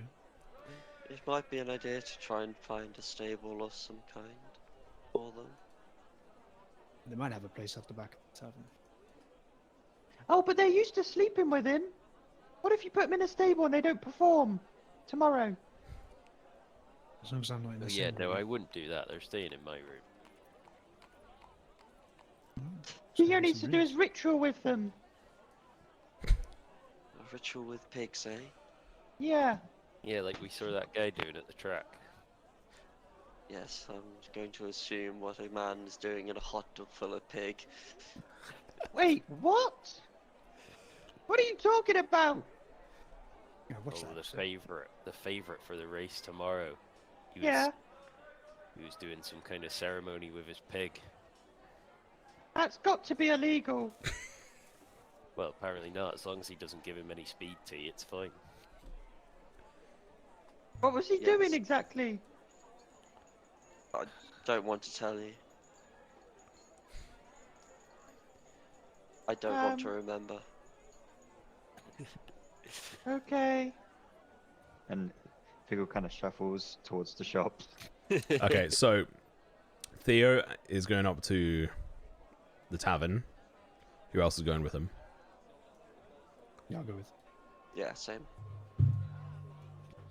Leave the bottoms to the shop. the ones with money. Yeah, I've got 7 gold pieces. I'm not doing well. Well, I've got my Like, special coins. But 8 gold. I don't think these are the shops where you can use your special coins. Not gonna Yeah, lie. no, that's going to be some random portal that's going to appear at some point in my life and just drag me off. I was trying to I'm a save bit 5 concerned for about. the pig race betting tomorrow, but I feel like if there's going to be some gambling going on in this tavern, I might need it. Hey, you might want to ask for it back. I'm just saying, it's my money now. All right. So the two brothers, you're going to make your way down south. We're going to do yours first because I think that's probably going to be faster. What are you doing? Which shops are you going to? Or shop? I'm gonna go to Eli's Stuff and Things. Okay. And stuff. What about you, Fiddle? You just going to follow your brother around?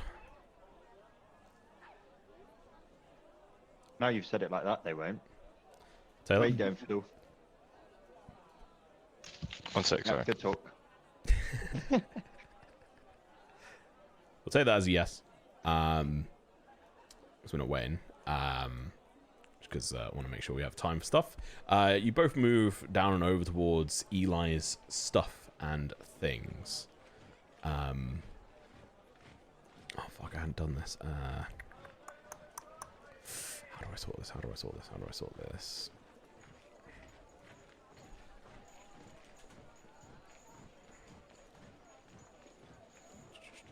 Bear with me 1 moment. Click yes.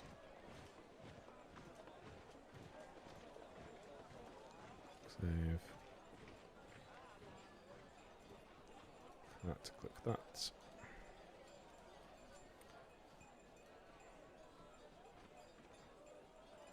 Cool, that will do. Alright. You guys make your way around towards the shop front, which is here. Actually, it would be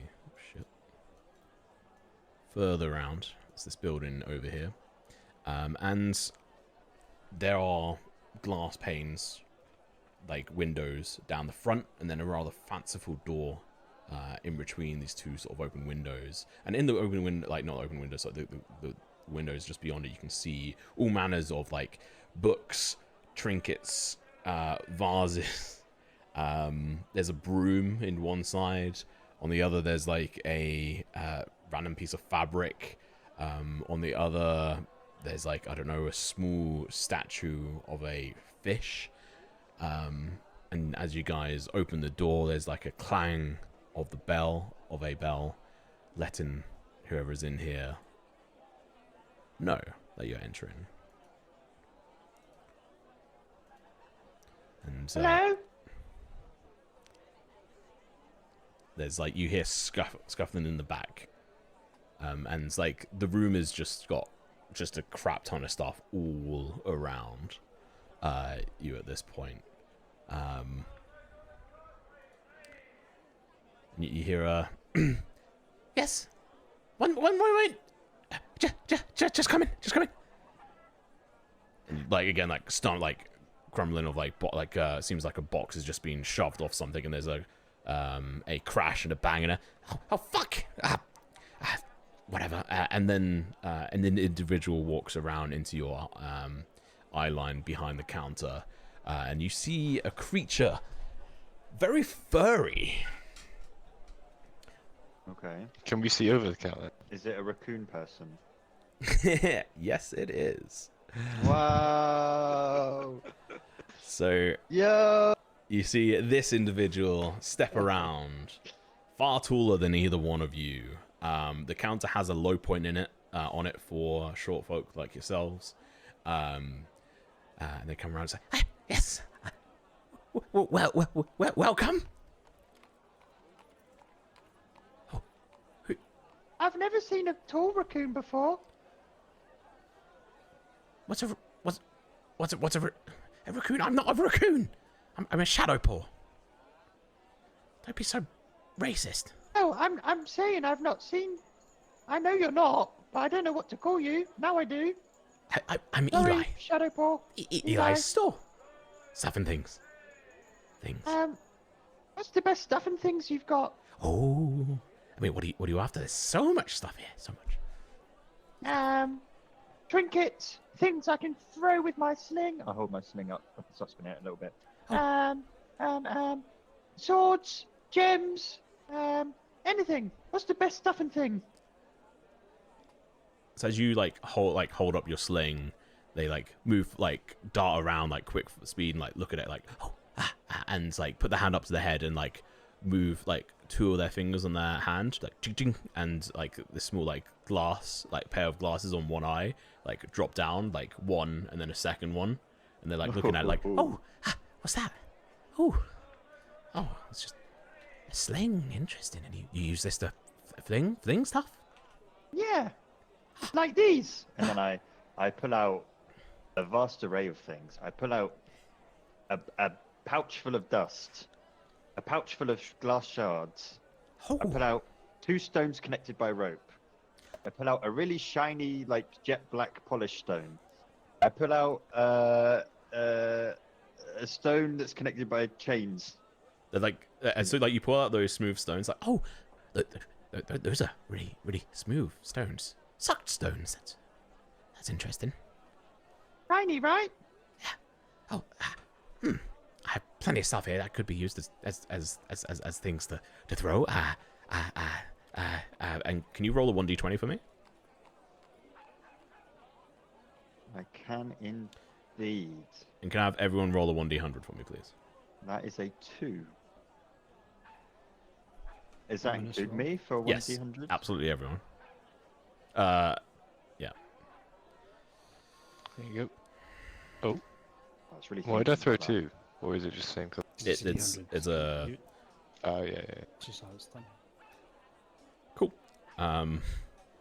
Wait, who's not thrown? Malachi?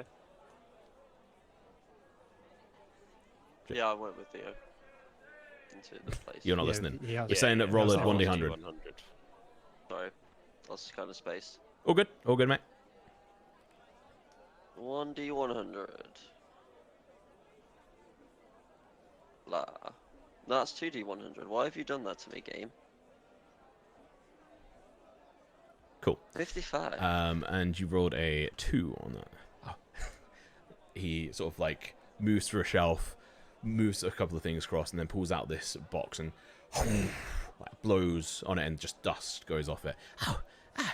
I mean, I got these could be interesting. Opens it up and crouches down, squats down lower just so you could see them, and lifts up the top, and it's a very intricate box that seems to have white sort of edges on it and a white inlay along the top, and he opens it up and you see these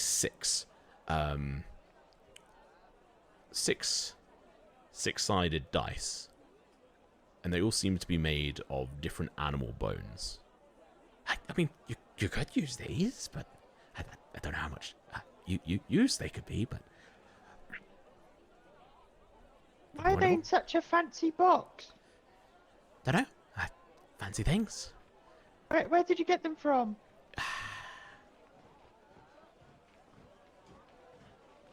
And they just freeze for a moment, as if trying to search their mind. Yeah. Some individual who didn't want these treasures. Someone else does. How much are they? 12 gold. I think. Pardon? 12? 11 gold? That seems expensive. What do they do? I mean, it looks like they're very fanciful dice. Okay, leave that on the counter. Leaves it on the counter, turns around, roll another 1d100. Sorry, not 1d100. Oh shit. Okay. 1d20. 1d20 you meant. Yeah, I'm not quite insane enough to do an 11. 1d100 table for this one. What about this? Pulls off from a thing. I mean, this could be quite funny. I mean, who would see this coming? And it's this ceramic, fairly well-made and designed ceramic frog, and he moves the jaw, and it moves up and down. And as he does so, there's a slight, as if like almost a croak, but not quite there. Seems like whoever designed it wasn't quite able to imitate that sound with this design. Right. Okay. I mean, it could be quite amusing to throw a frog at someone, but maybe not. Leave that on the gold. counter. Puts it across. What was that thing you looked at my sling with? Oh, my, just glasses. Where did you get those? They like somewhere. Tell me. Why should I tell you? I barely know you. Because we're best friends already. We are. Roll a persuasion Yeah, check. that's right. Yeah, -1 charisma. We are not best friends already. He hates you. I'll use my GM's inspiration and I'll let you reroll it. Okay. Feels bad. It's gonna be worse. Guaranteed. Yeah, probably. Natural 1. Yeah. Oh. Yeah. Perfect. I don't think so yet. Maybe soon, but you've not even spend any gold with us yet. With me. Okay, I understand. Us, me. Let me rummage. I'm gonna rummage. Okay. Roll a investigation check for me. This is the last thing I'll do before moving on.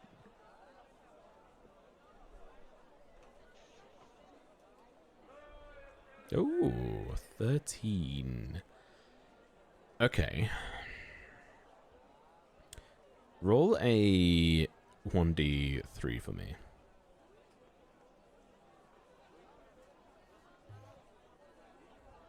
Or 1. Oh. I'm so glad these are tables, because whenever I roll something like this, I'm like, oh, I've got the low number, it's going to be bad. That's not necessarily true with tables. Yeah, no, that's not how I work whatsoever. Yeah. So you find you're like rummaging through, and on one shelf you find a small purplish box, like almost like a velvet fabric, sort of like holding the box. And you can open up the clasp and see within it a simple silver ring, adorned with a single gleaming gemstone. And what gem would this be? It's like a small amethyst, fairly small. I knew it. I'm gonna. Eli, what's this? I hold it up to him. Oh, chuck it here. As he's like behind his desk. I'll pass it to him. Okay. With in the box. he takes it. That bit boring, mate. Throw it next time. And then looks down at it. It glows slightly. She noticed this time. And this is a ring of resilience. A fleeting ring of resilience. Good, but if removed, it's gone. Individuals What does it do? Helps you gain resistance to certain damage, but you gain a vulnerability to another type. Interesting. How much? For this? And he thinks. And for reasons.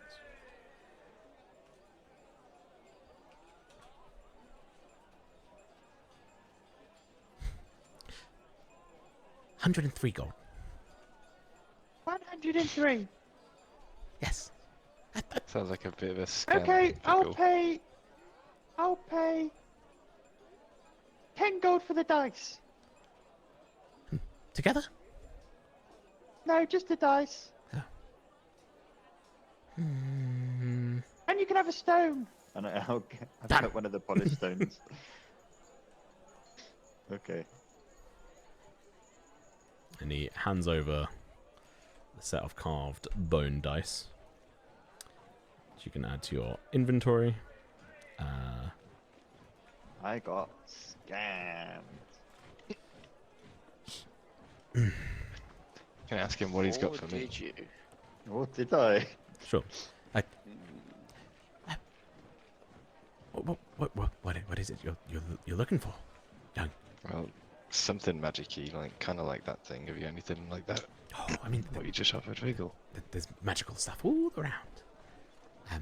What's your favourite? Favorite. I don't. Looking you up and down. What about this? And they go off like down one of the roads, and there's like again like things moved and start like scraping, and then they come around and they have this hand mirror, which neither of you would recognize, but it's essentially this fairly ornate gilded frame with a mirror on it. It's not massive. It's like, you know, just where you can, if you put it at the right angle, to see your head. I mean, for you as gnomes, it's a lot easier than others, and him included. This is the mirror of flattery. What's it do? Oh, Wait, let me look in it. Let me look into it. not using. So, if you purchase it, you can. It's once a day use. Okay, and it does. You speak into it and give yourself compliments, and it will help provide you a boost to your confidence. And it will essentially give you advantage on persuasion checks for the next hour once used, and it's once a day. Oh, okay, how much is that? And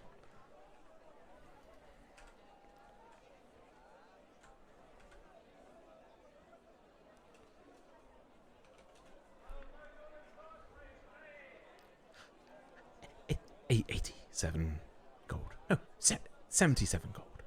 Yes, final offer. How much? 77 gold. This guy's a bit of a scam artist, isn't he? No, okay. You got any less pricey things? Oh, sure. We've got this. And like wanders off, and then comes back. He holds out a wand, waves it, and is going to point it towards Figgle. Figgle, can you make a charisma saving throw for me, please? Probably not.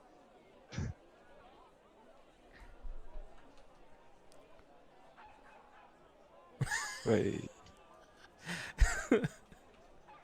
There's like a,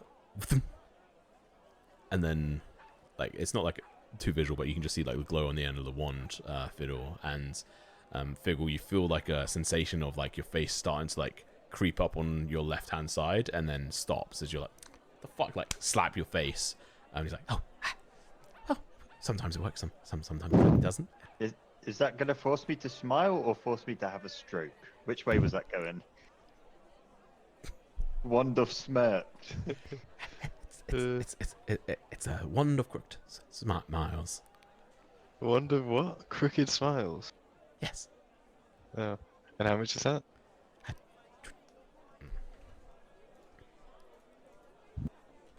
We did say less pricey here, so if this is like 100 gold. I'm not sure that's how Shadow Paw works. He I died don't the know what Shadow that Paw. 9 gold. Sure, let's buy that.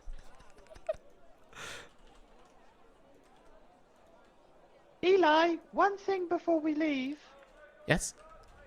What would you like to see in your shop? If we could get you something. Oh, everything. Where are you from?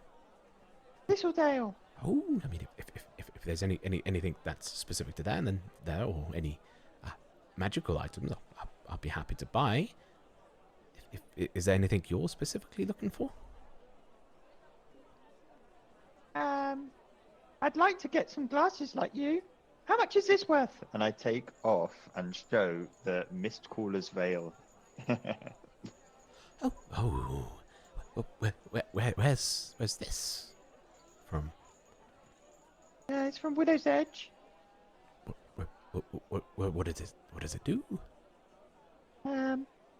It creates a big area of mist, so you know your enemies can't see you while you're in the mist, and you can run away or you can sneak on them.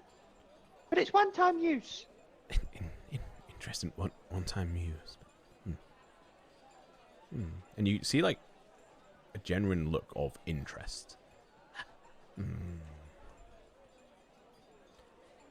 Difficult one time. And roll a persuasion check for me.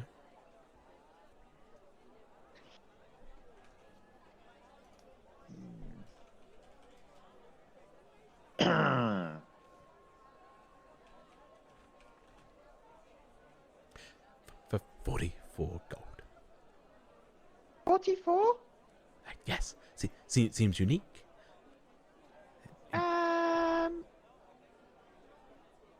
Okay, and tell me where you got your glasses. We're friends now.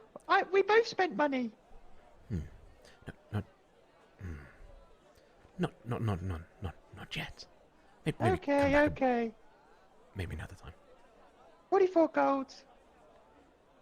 And he will hand over 44 gold and take your prized gift from Merial Riversong. Prize gift. Hey, now you can buy something else. Yeah, that's for another time. I spent enough time here. Let's see what's going on at the. Yeah, we'll move on over. Tavern. Well, sorry, Fiddle. Is there anything else you wanted to quickly? But you... Yeah, I'll just pull out a moon petal planet and just ask him if he knows anything about that, and if it's valuable or not. I don't really recognise it. Not really my place, is it? You're probably better off actually going and speaking to Suedan. Okay, thanks. I might another point, and that's it. Okay, cool. And so we move on over to the other group. You walk around the corner to the dockside draught. And you can hear the, essentially, right in front of you over here is, it doesn't really show it well on the map here, but this is just like a massive dock area. And you can hear and see the ships, the ocean. It's definitely like an experience. One of you probably gets dive bombed by a seagull, for sure. And this tavern is rowdy. You can hear shouting, laughter, music from inside. People are drinking, sitting out on benches and tables out front of it. And it's a fairly large building. Yeah, what are you doing? I'm gonna go inside, up to the bar, and say, "Hello, I'm looking for a room for me and my friends for the evening." Okay, so you're stepping inside. Yes. After you, Theo. This definitely seems the place where the racers would be.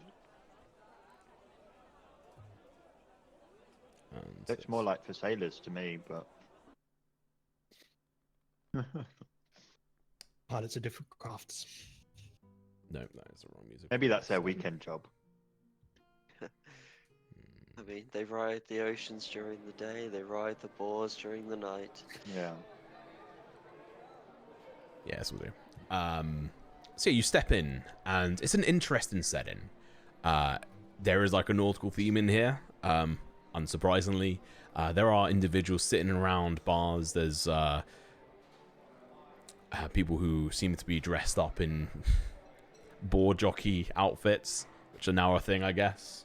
All the professionals use them. Oh my, I just realized in this, like, jockeys, like, there's a thing about them being small in real life. Okay, cool. Anyway, I'm not going to stick on that point. It's a fairly busy place. There's people of all sorts in here. There's seemingly like sailors in here. alongside potential jockeys. Mixed crowd, but also rowdy. People bashing around. It's not as dirty as it seems on like the floor and stuff. There's 2 bars, not just one, but the one you see ahead of you is the one we'll stick with. And there's some music being played in the background, an accordion and some wind instruments as well. And yeah, you can step up to the bar if you so wish. And what is it you were saying? I'm looking for some rooms for me and my friends. Okay. Let me just double check I'm getting this right on who this is. You see a rather large individual who has a name badge that says Samuel on it. And then the UEL on it is just crossed out, so it's just Sam. Looks like a rather middle-aged gentleman, sort of fairly dark skin, with a sort of fairly like robust build, and as you sort of approach, you can hear him laughing, which is like to someone at the bar, and he just like hits the thing, turns around to you. Yes, what's up? How can I help? Hello, yeah, I'm looking for some rooms for me and my friends. Sure, we can do that. How many are you? Me, 2 boars, 2 humans, 2 gnomes. You got rooms that fit 3 people, 1 gold per night. For boars, it's 1 gold. Outback. No, I sleep with the boars. 1 gold out back.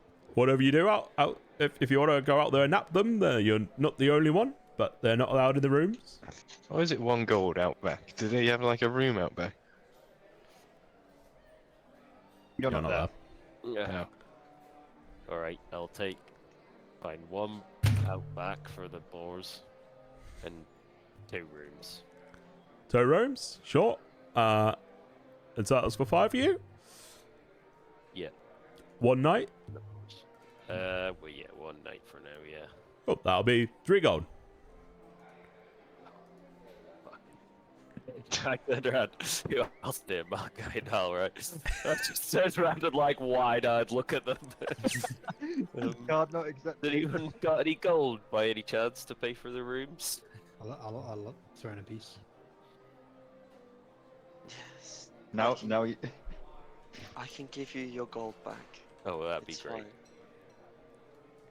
Alright, well, I'll pay 2 gold. I'll pay 1. Okay. Here's your keys. Hands them to you. The outside should be fairly obvious. Boars are not allowed upstairs. Yeah. Free breakfast. Oh, yeah? By 7 a.m. 7 a.m. Jesus. What's the breakfast? Well, we have a mixture of things, but includes standard Seahaven breakfast.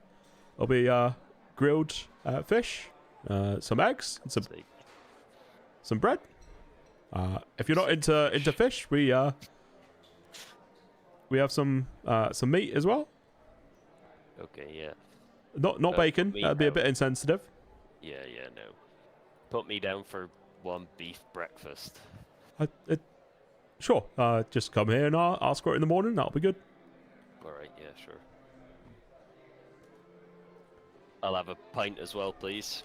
Sure. Do you want our own the Doc's draught? Yeah. Yeah, sure. Sounds lovely. Sure. That'd be 1 silver. Dockside draft. 1 silver, what's that? 100 copper? Yeah.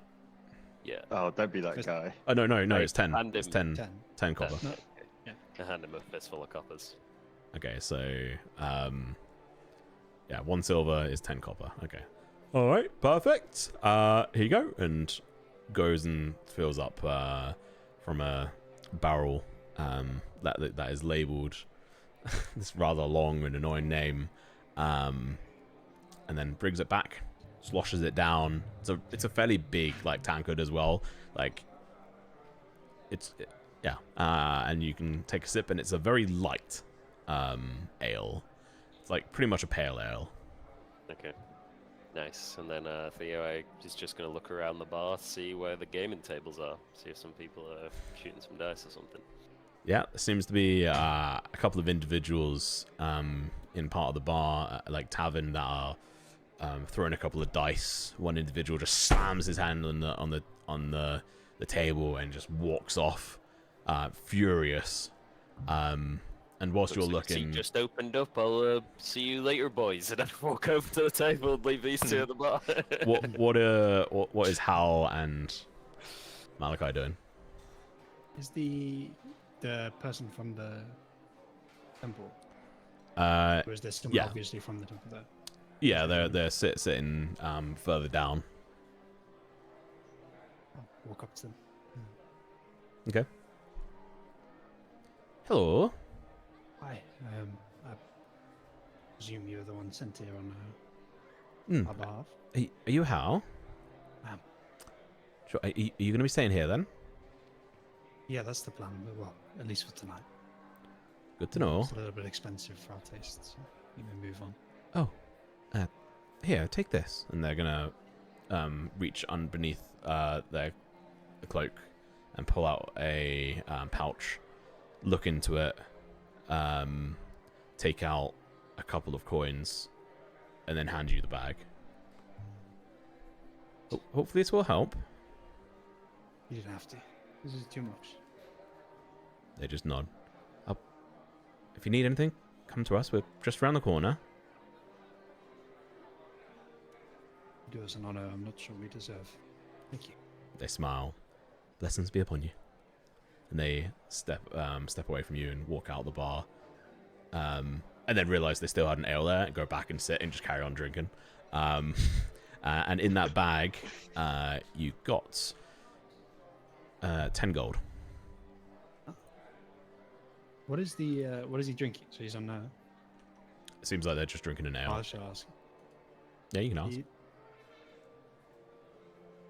I've never been much of a drinker. I've always thought that us people of faith should have clear thoughts. But everyone I've met from your church seems to be willing or excited to drink. Why is that? Well, there's certainly a decision around us, but many people decide that they don't want to drink, and that's fine. For us, I don't speak for everyone. I enjoy an ale, just like the next person. I certainly don't get hammered too often, but to live life is important, as long as you're able to control oneself. And what is it you're drinking right now? Oh, this is some of that fantastic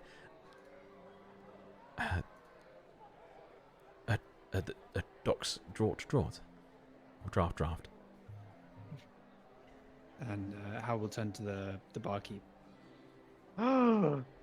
Barkeep, 2 of your drafts, please. Sure, we'll get you some of those now. That'll cost you 2 silver, sorry. I'm gonna give him well, he has just paid for it, so I'll hand him one. And I'll drink one of them. He just takes both up in his hands. He's like, looks like I'm double-fisted. Even I know what they say about that. Was it double-parked? Double parked, yeah. But they don't park, they don't have cars. It's a double fisted. They have cars. Yeah, we're lucky in double fisted. All right.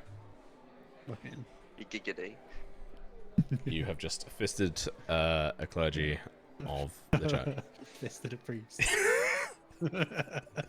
Pause. All right. That's a little timeout, please. Yeah, you're on a timeout. You're having a drink. Malachi, what are you doing? I would like to go to the barkeep. Yep. And just be like, I know my friend has just bought a room, but do you have one just that I can get for myself? Yeah, sure. It'll probably be the last one. 1 gold. Yes, that's fine with me. Sure. I will slide over a gold. Takes it and hands you a key. Sweet. I shall then proceed to go up to the room by myself. Yep. And it's a... And then, Yep. once I'm in the room, can I like lock the door from the inside? Like, is there like a deadbolt or anything like that? Yeah, there's a deadbolt. Yeah, I would like to deadbolt the door and just like sit, not on the bed, but like in the center of the room, Mm-hmm. and then cast Somnia's Veiled Hex upon myself, Mm-hmm. and then just try to commune and just reach out to my lady. Okay.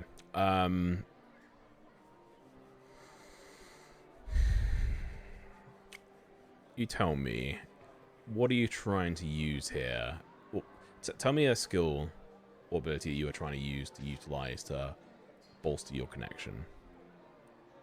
I And how it makes sense. could go through performance, just like this is like the rituals I would do to try and commune. Same for religion. Mm-hmm. But Sure. really, this is more out of like a desperation. Like, he's just kind of lost and he just wants to get some kind of familial form. Because now that he's had a time to sit back and relax, like take it in a bit, Mm-hmm. everything he's known is just gone. All but her. So this is more of a desperate cling to Sure. what was Roll a once he performance check knew. for me.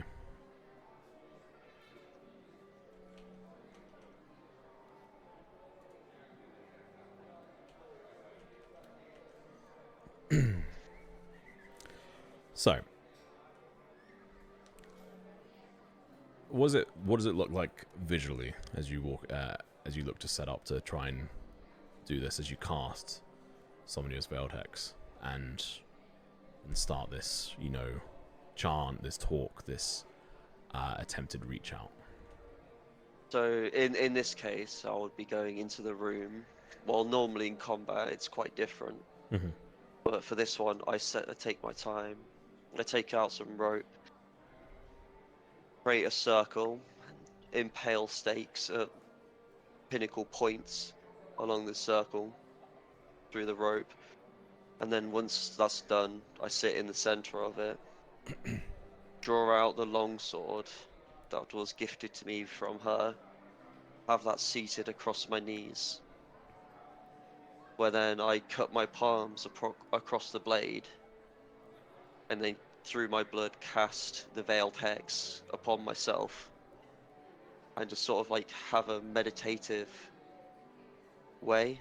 So I'm just sitting with the sword across my knees, with my hands above the sword, and I'm just reaching through with my soul, with my spirit, trying to connect.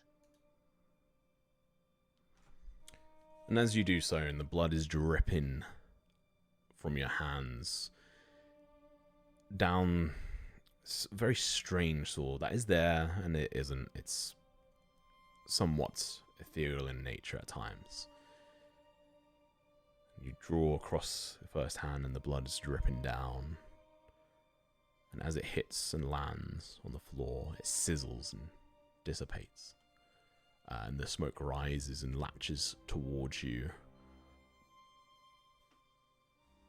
essentially acting as potentially the veiled hex here. You get across towards your right hand where the mark is, the burning sensation. You just slice straight across it, the blade leaving no effect on the mark on your hand whatsoever. Should actually put this one on. And the blood again dripping down your hand, landing on the floor, sizzling, and sort of turning into smoke in towards the air. But this time, like the blood just doesn't stop flowing from your right hand. Just as it hits the floor, flowing up. And in front of you, there is just this smoke that starts to build right in front of your face, and it forms eyes, a mouth. And you hear, and you're not sure if you hear it in your head or out loud. It's that sort of out-of-body moment of the...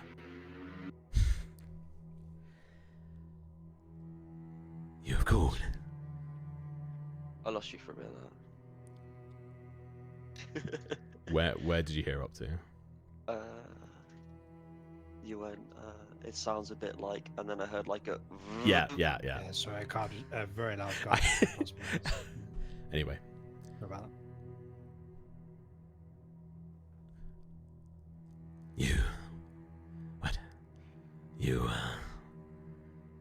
You stepped into that temple anyway. Curious. What are you doing, Malachi? I'm trying to understand what's happening. I feel lost right now. It's strange, before I was so set in what I was done, but hearing what happened with my family has left me a bit hollow. How come they've just left? I'm not sure. You could have joined them, but you stayed. Good. You have work to do. Your friends, they met with those that oppose my will. You must take out the Lightbringer. Crush their light. An individual called Reveni. Reveni. Be careful. Do this, or else. That is your one purpose. That it will be done.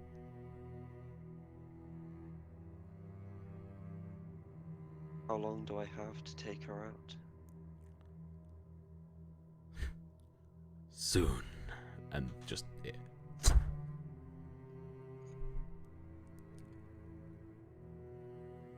And we zoom out through the window, watching as the smoke dissipates and fades out through the window, following us, as you can see Malachi's face, muttering the words of the name he's just been tasked with potentially removing from this mortal plane.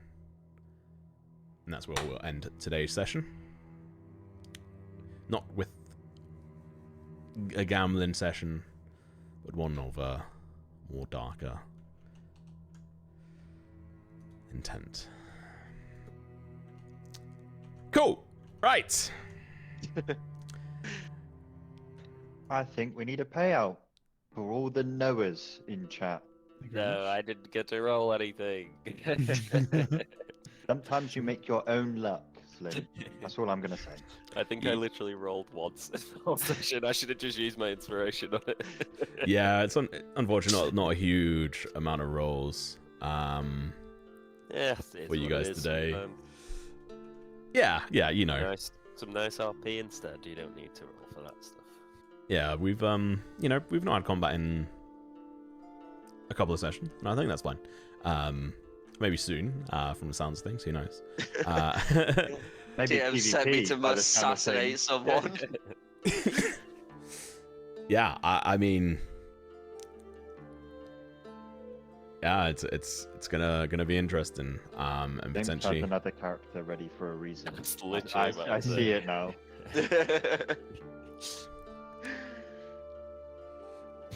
This is going to be interesting. Yeah, I mean, you choosing to go in and it's 23 on that fucking roll as well, and the way you visually set it up, I was all for it. who knows if Malachi will live to regret it or not, or maybe more so James. It all depends on how it goes down. Yeah, but hey, welcome to Seahaven, motherfuckers. Lots to potentially do here, individuals, and you met 2 new races. You met a hyena folk. I'll have a different name for them at some point soon, but that's what I've got labeled on. And you met a shadow paw, my raccoon folk of the world. Yeah, been wanted to introduce them in some form, and yeah, there'll be a playable race in the future. Same with the hyena folk, although those are far more complicated for reasons. Very interesting lore behind them, which I'm excited to explore as we go forward. But overall, I think a good session, right, guys? Yeah. Fantastic. Yeah, it was good session. fun. Yeah. Yeah. Yeah, it's getting interesting. I didn't expect it to end on that. Mate, neither did I. We've all got a new op. A new what? A new op. Malachi is an op. What do you mean by op? New op. Ignore it, Tom. No. Operator? You're too old, Tom. Just explain. You know, how do you not know what an op is? Opportunity? Ooh. Opposition? I can't believe you did Oh, that. Operator? Crazy scene. That's Uh, old. Urban Dictionary. My dad knows what an op is. I just want to put that out there. All right. You're, I don't know who to you're fuck with digging them. your grave deeper. here. Being rude. Note down. Opponent, like Taylor said. So Yeah, that'll be an extra. Original What? poster? That'll be I did tell you what it meant People were too busy talking. in my defense. It's just an extra 2d8 health to the next creature. Sorry, please, I'll can put you sanctuary take on it some away from the misses. Can you take it away from the next creature, please? I'll just take it away from Hal instead. Leonans. Cool. Yeah. Thumbs up. So, honestly, like, I mean, here, let's just chuck it back over to Seahaven town map here quickly. It's a big town, to be honest. Like, I was a bit uncertain if I wanted to go on. Like, it's a lot bigger than I initially thought it could have been, but as I broke into the lore and stuff more, it's like, yeah, no. It's essentially one of the more forward positions for them when it comes to this region, and so it has some interesting fortifications and history behind it. As I said sort of offline beforehand, I've got close to like 12,000 words worth of prep for this area, and I think it goes beyond that because I have documents within other documents within other documents and stuff. So lots to potentially see and do if you stumble across it or see it, and also, you know, if you don't, that's perfectly fine because world building, most of it is for me. And there's some more potential stuff about glasswork and stuff in here as well. Sand farming, that part of it was inspired thanks to Walking Armory, to be fair, but works in with some of the other lore that I had been working on.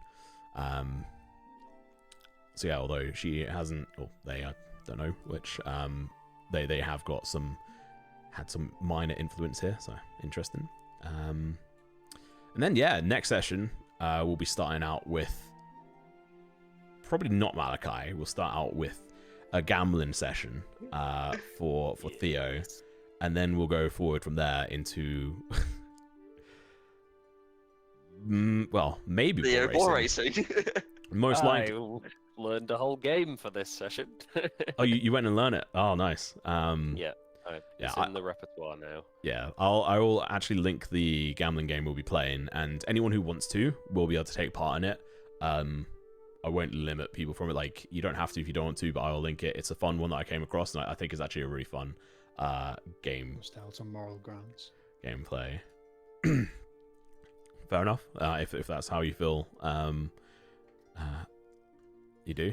We'll just wait for 10 sessions, and then you'll gamble like you have done drinking.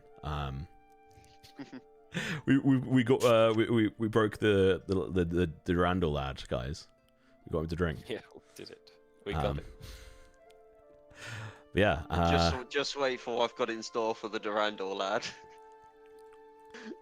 Already making deals with other planar entities. Ooh. Yeah, any, thoughts about the session? Anything that stood out from you guys, or stuff you're excited for? I'm excited for gambling and racing. Yeah, it's gonna be interesting. I think Just saying. Eli was a great character. Can't wait to rummage some more. Yeah, just Eli stuff and things. I love it. And And stuff. was it did you buy the wand, Taylor, in the end, or was Yeah. it? Yeah. It's going to serve no purpose, but it'll be funny at some point. So that the idea of that item is actually from the GM that I used to play on Sunday with, because I gave him an opportunity to give 2 potential items. There's one other in there that is actually named after my character from that other campaign, and then there's that one, which is essentially like a cursed version of the Wand of Smiles, where instead of like a full smile, it's just like the left side, which I think is quite fun. So props to him on that front, and I'm sure he'll be happy knowing it's come into play. But yeah, okay. We'll leave it at that. We are going to be back in 2 weeks' time on the 11th. Oh, and today was my affiliate anniversary, but it honestly means shit. But that is 7 years ago, and this account on Twitch has been here since 2010, about as old as some of the players. But yeah, we'll be back in 2 weeks on the 11th of May. We're gonna be in May for the next session, and then Huge. same old. Hopefully everyone will be here. I will also be looking to prep some more one shots going forward for people to play in, and looking for potential players. I'll probably look to have a couple of people from this group, like max 3 people, and then have 2 guests. But when and if that comes around, I'll let people know, and it'll probably be on a different day or something, because I now have Sundays free. So I may every so often do another stream and do that. So yeah, either way, good fun, love it. And with that, we will chuck it over to the outro, which is actually Hang out just... the Noahs. Caw-caw. Oh, the Noahs. Okay, we'll do Give me that. my points. Give me my money. Oh, man's Yep. prediction. Here comes the money. Choose outcome. Ah, I need to Yes. toilet. Doesn't He's care about too- the money that much. He's too excited. He's got to piss himself. All right. The prediction result is no. Nearly No. 3,000 for that one. Oh, he keeps getting more. It's just funny because you guys can barely use them. I need to make 2 different timers for this. Why am I making my life harder? Cool. All right. And with that, thank you very much for watching. We'll see you guys in 2 weeks' time. This VOD will be up soon enough. See you then. Goodbye.